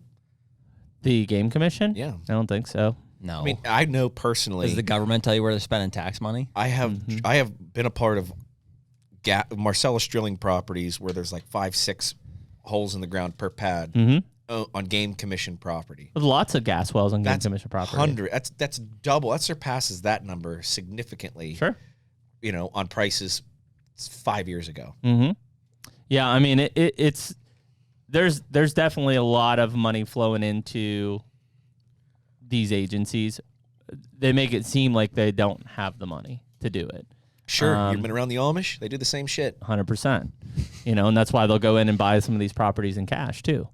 Mm-hmm. I think that the biggest problem that you'll run into is where the funding is being allocated and what it's being allocated to. And I'm not saying that, things like endangered species and whatnot are not worthy of that, but there's an observant amount of money spent in places that we don't see. It seems almost wasted in the sense that's like, instead of just having spring bear season where you can bait, you probably spend $3 million setting up surveillance and running these traps and doing all this stuff to relocate these bears. That's like, just let the public handle it. That's what we're here for. Absolutely. Yeah. Could you imagine? Well, have you ever called somebody? I mean, I have several times called in people reported baiting activity. And it's not like I've seen it 100% with my eyes, but it's like, okay, we just killed a deer. Its belly's full of corn. We're in the mountains. There is no corn. Like, there's no houses and bird feeders. Like, right. There's baiting going on. they'll tell you like, unless we have like definitive proof, like what do you want me to do? And to a level, I mean, I understand. Like, but there should be an investigation. Go on a piece wild of that. goose chase, but I mean, like you're saying, there's one guy for 4.5 counties. Like, what do you mean investigation? Yeah, but I'm trying to narrow it down by saying, here's where I'm at. Here's Sure. the other landowners around me. It's not me. It's one of them. So to the point of letting the hunters, at least try to refine that aspect of it. But I mean, trespassing is one of the biggest ones. I mean, the number of times I've counted. I did one. I want to say it was 20, not 20, probably 15 years ago. Shot a buck in Pennsylvania that had a huge abscess and gangrene on it, right? So called the local office, said, hey, shot this buck, has this huge abscess on it. Like, I don't know what the policy is, but I'd like another tag. Like, the meat's no good. I need another tag. I'll give you the deer. If I can pay for the antlers, great. It was like a half rack 4-point or something at the time. You could pay for the antlers. Why would they give you It was another like tag? $10 because the meat was no good. So the deer was diseased. So, but why would they give you another tag? because I would give them the deer. They would confiscate the deer in exchange for another tag so that I could go and harvest a healthy deer, which is why I It's have like a holding tag. you accountable. Is there a process for that though? I mean, This is the process. I understand your. So you normally would methodology. call, and then the warden or whoever would take the deer, examine the deer, say, yep, meat's no good. They would Really? then reissue Is there a you. word for that? Do they have a term assigned to that process? It's not... like a deer replacement. Like it's not a carcass permit or anything, but it's because it's rare, right? I mean, it's not like we all shoot deer that are disease infested and the meat's bad and stuff out of the gate, I just thought of something real funny. I can't say. But so I call these guys, right? And I said, hey, I have this deer. Here's the situation. I'll bring it to, at that time I was in Westmoreland, I'll bring it to Ligonier, right? Bring it to the office. Well, it's gun season, so everybody's busy. Everybody's Did you busy. transport this here without a tag? Yeah, exactly. Exactly. Everybody's busy, right? I have the tag on it. I'm done, know. Bro, draw a lot of water in this town, don't you, Flynn? Yeah, Little Flinner. took We heard about you, little Flinner. 4 calls deep on this thing, right? I'm like, it's 3 days now. I'm like, I've got a rotting deer. Like, what do you want me to do with it? Like, you guys are telling me that I can get a new tag, and like the season ended, and I just buried a rotted deer in the ground. Well, I think it's like there's nobody there to help me. it's kind of like, you ever watch Yellowstone? Yes. And it's like Batman. See a good guy or see a bad guy? Mm-hmm. Where are you at? Is the game commissioner, are they really here for the people, or are they really here for money, or where's it at? I don't know. It's a matter of like principle and purpose. Sometimes, based on best judgment, we have to do things as land managers, hunters, fishermen, whatever, on our own. Yeah. And sometimes we need outside assistance. If you're that busy and you're that short-staffed, why are you infringing? Showing up at your door. Yeah, showing up at my door if Sure. you're that busy. Doesn't sound like you're that busy over a goddamn turkey No. and 2 brand new hunters, and it was all because of this trespasser over here. Right. Very Not even confusing. addressing the main issue at point. And that's, I feel like, where, that creates not social tension. What's it called when people rise up? Like a mutiny? Kind of a mutiny, There's but like when you animosity? we're oppressed. We're hunters. We don't have the right to do things on our own. Right. And when you oppress people, they rise up in anger. Sure. Big time. And so, like, hunters, man, like, I'm wearing a Teddy Roosevelt's on my belt buckle. There's a revolution. And he kind of saw it how it should have been. Yeah, we need, and then, like, Pope and Young, like how all that stuff started, like antler restrictions, and you have to pay for a license, and this and that, and, with parks and all this. Everybody's on the same team here. Well, this is where it comes back to that situation in that the Game Commission or the DCNR, or whatever you're talking about in your state, is managing on a landscape state level. What does that mean? Meaning they're managing Big a blanket scale. statement across the entire state. This is Doesn't the work. policy. Doesn't work. So it's on us to manage on the micro level where it has to be catered, yet we have no authority to do that, even on our own lands. Yeah, but if you call them, let us handle it. You'll never hear from them. Well, that's weird though, because I mean, like, we've both had situations where we've called them and they've done nothing, and in this situation, somebody who was actually breaking the law called and they were right on it, and you, a sportsman, is getting a citation. I think it purely comes down to what are they into. I'm on the that radar. day. I think it's because I'm on the radar. I've been on the radar. I think that it was probably towards the end of the season. That guy didn't have anything to do. Guy called him and said, yeah, I'll deal with it. Or that guy has a friend at the office. Possible. You know. It just Very doesn't make interesting. sense, man. When you get into this thing again, those guys are the first line of defense to defend our natural resources. Yeah. Right. And us as hunters, they're public servants to the community. And we If I need them. We do. I mean, Yeah. dude, there's none of us are. 100%. I've said it 5 times here. We're not against law enforcement. It's absolutely critical. Without that, you just have lawlessness, and the poaching, the baiting, the things and that we fully complain understand about. they're not going to prevent. I mean, how many of us have had deer poached on properties that we hunt and nobody's ever responded? There's been no action taken. It's physically impossible to cover that much territory and invest that much resources into it. However, you get situations like what you're in, and it seems like, why on such a small blip on the radar does it get the attention when a major issue where I'm finding multiple carcasses in an area that clearly are being poached and dumped and not tagged gets zero attention? I think it's because what happened with those troopers. Seems think like it a was little too. bit of targeting going on. I'm targeted. I think I would 100% agree with that. And you know what? Maybe not just because of the troopers, but because of who you are. Yep. I think just your status. I would say that the trooper. It would not surprise me that guy called the state trooper office. Troopers then knew, because it was a trespassing during hunting violation, called the warden. So it was really the trooper interaction and your negative reaction to what had happened with them previously that spawned the game commission to get involved versus like the other way around. And wouldn't that change the tone of that knock? Huge. Michael, Yeah. the goddamn cops are here. Huge. Yeah, it's crazy. Yeah, I Who mean, does that sound like? It's Dave Chappelle acting. Oh, like, Mike. Yeah, Dave he's acting Chappelle. like he's acting like Goddamn cops. Look, I thought it Dave. sounded like, Yeah, that's it. Dave. and then Chip was hiding. He walked up. Excuse me, officer. He's touching him and shit. Look, I'm a little high. No, Chip, don't do it. No, Chip. But it kind of came out like, hey, so sometimes you got to race. I'm getting some Sometimes like, you gotta race. Randy Marsh vibes from South Park. yeah. Well, Randy Marsh. There you go. Yeah. If anybody's made it this long into the podcast, we've got a few videos we're going to come out with that are going to do some breakdowns of our farms and talk about some of the saddles and pinch points and what we look for and some of that. Maybe to help Tech in. Yeah. We'll try. Yeah, that's the game plan at least. Yeah. Apparently people want to hear it. So Yeah. Oh, I know they do, man. It's just finding the time to get out and do that stuff. Is it Yep. too late to plant clover? No, it's too early at this point. yeah, too early at this point. It's dormant, so you want to wait till August. August. Yeah. Yeah. What would you plant right now? No. Well, I'd spray for Soon. brassicas to plant in 3 weeks to 4 weeks. You could still plant soybeans right now. Yeah. I don't know if you get good pod production, but you'd be all right. Yeah, no, you'd be okay. Cowpeas, lab, and Austrian like winter that. peas? Still early. I'd wait till August for those as well. You still getting your screens in a little Yeah, late, your but- screens would be fine. Yeah, you wouldn't get 10-foot growth, but you get usually 7 or it's 8. June 15th is beans.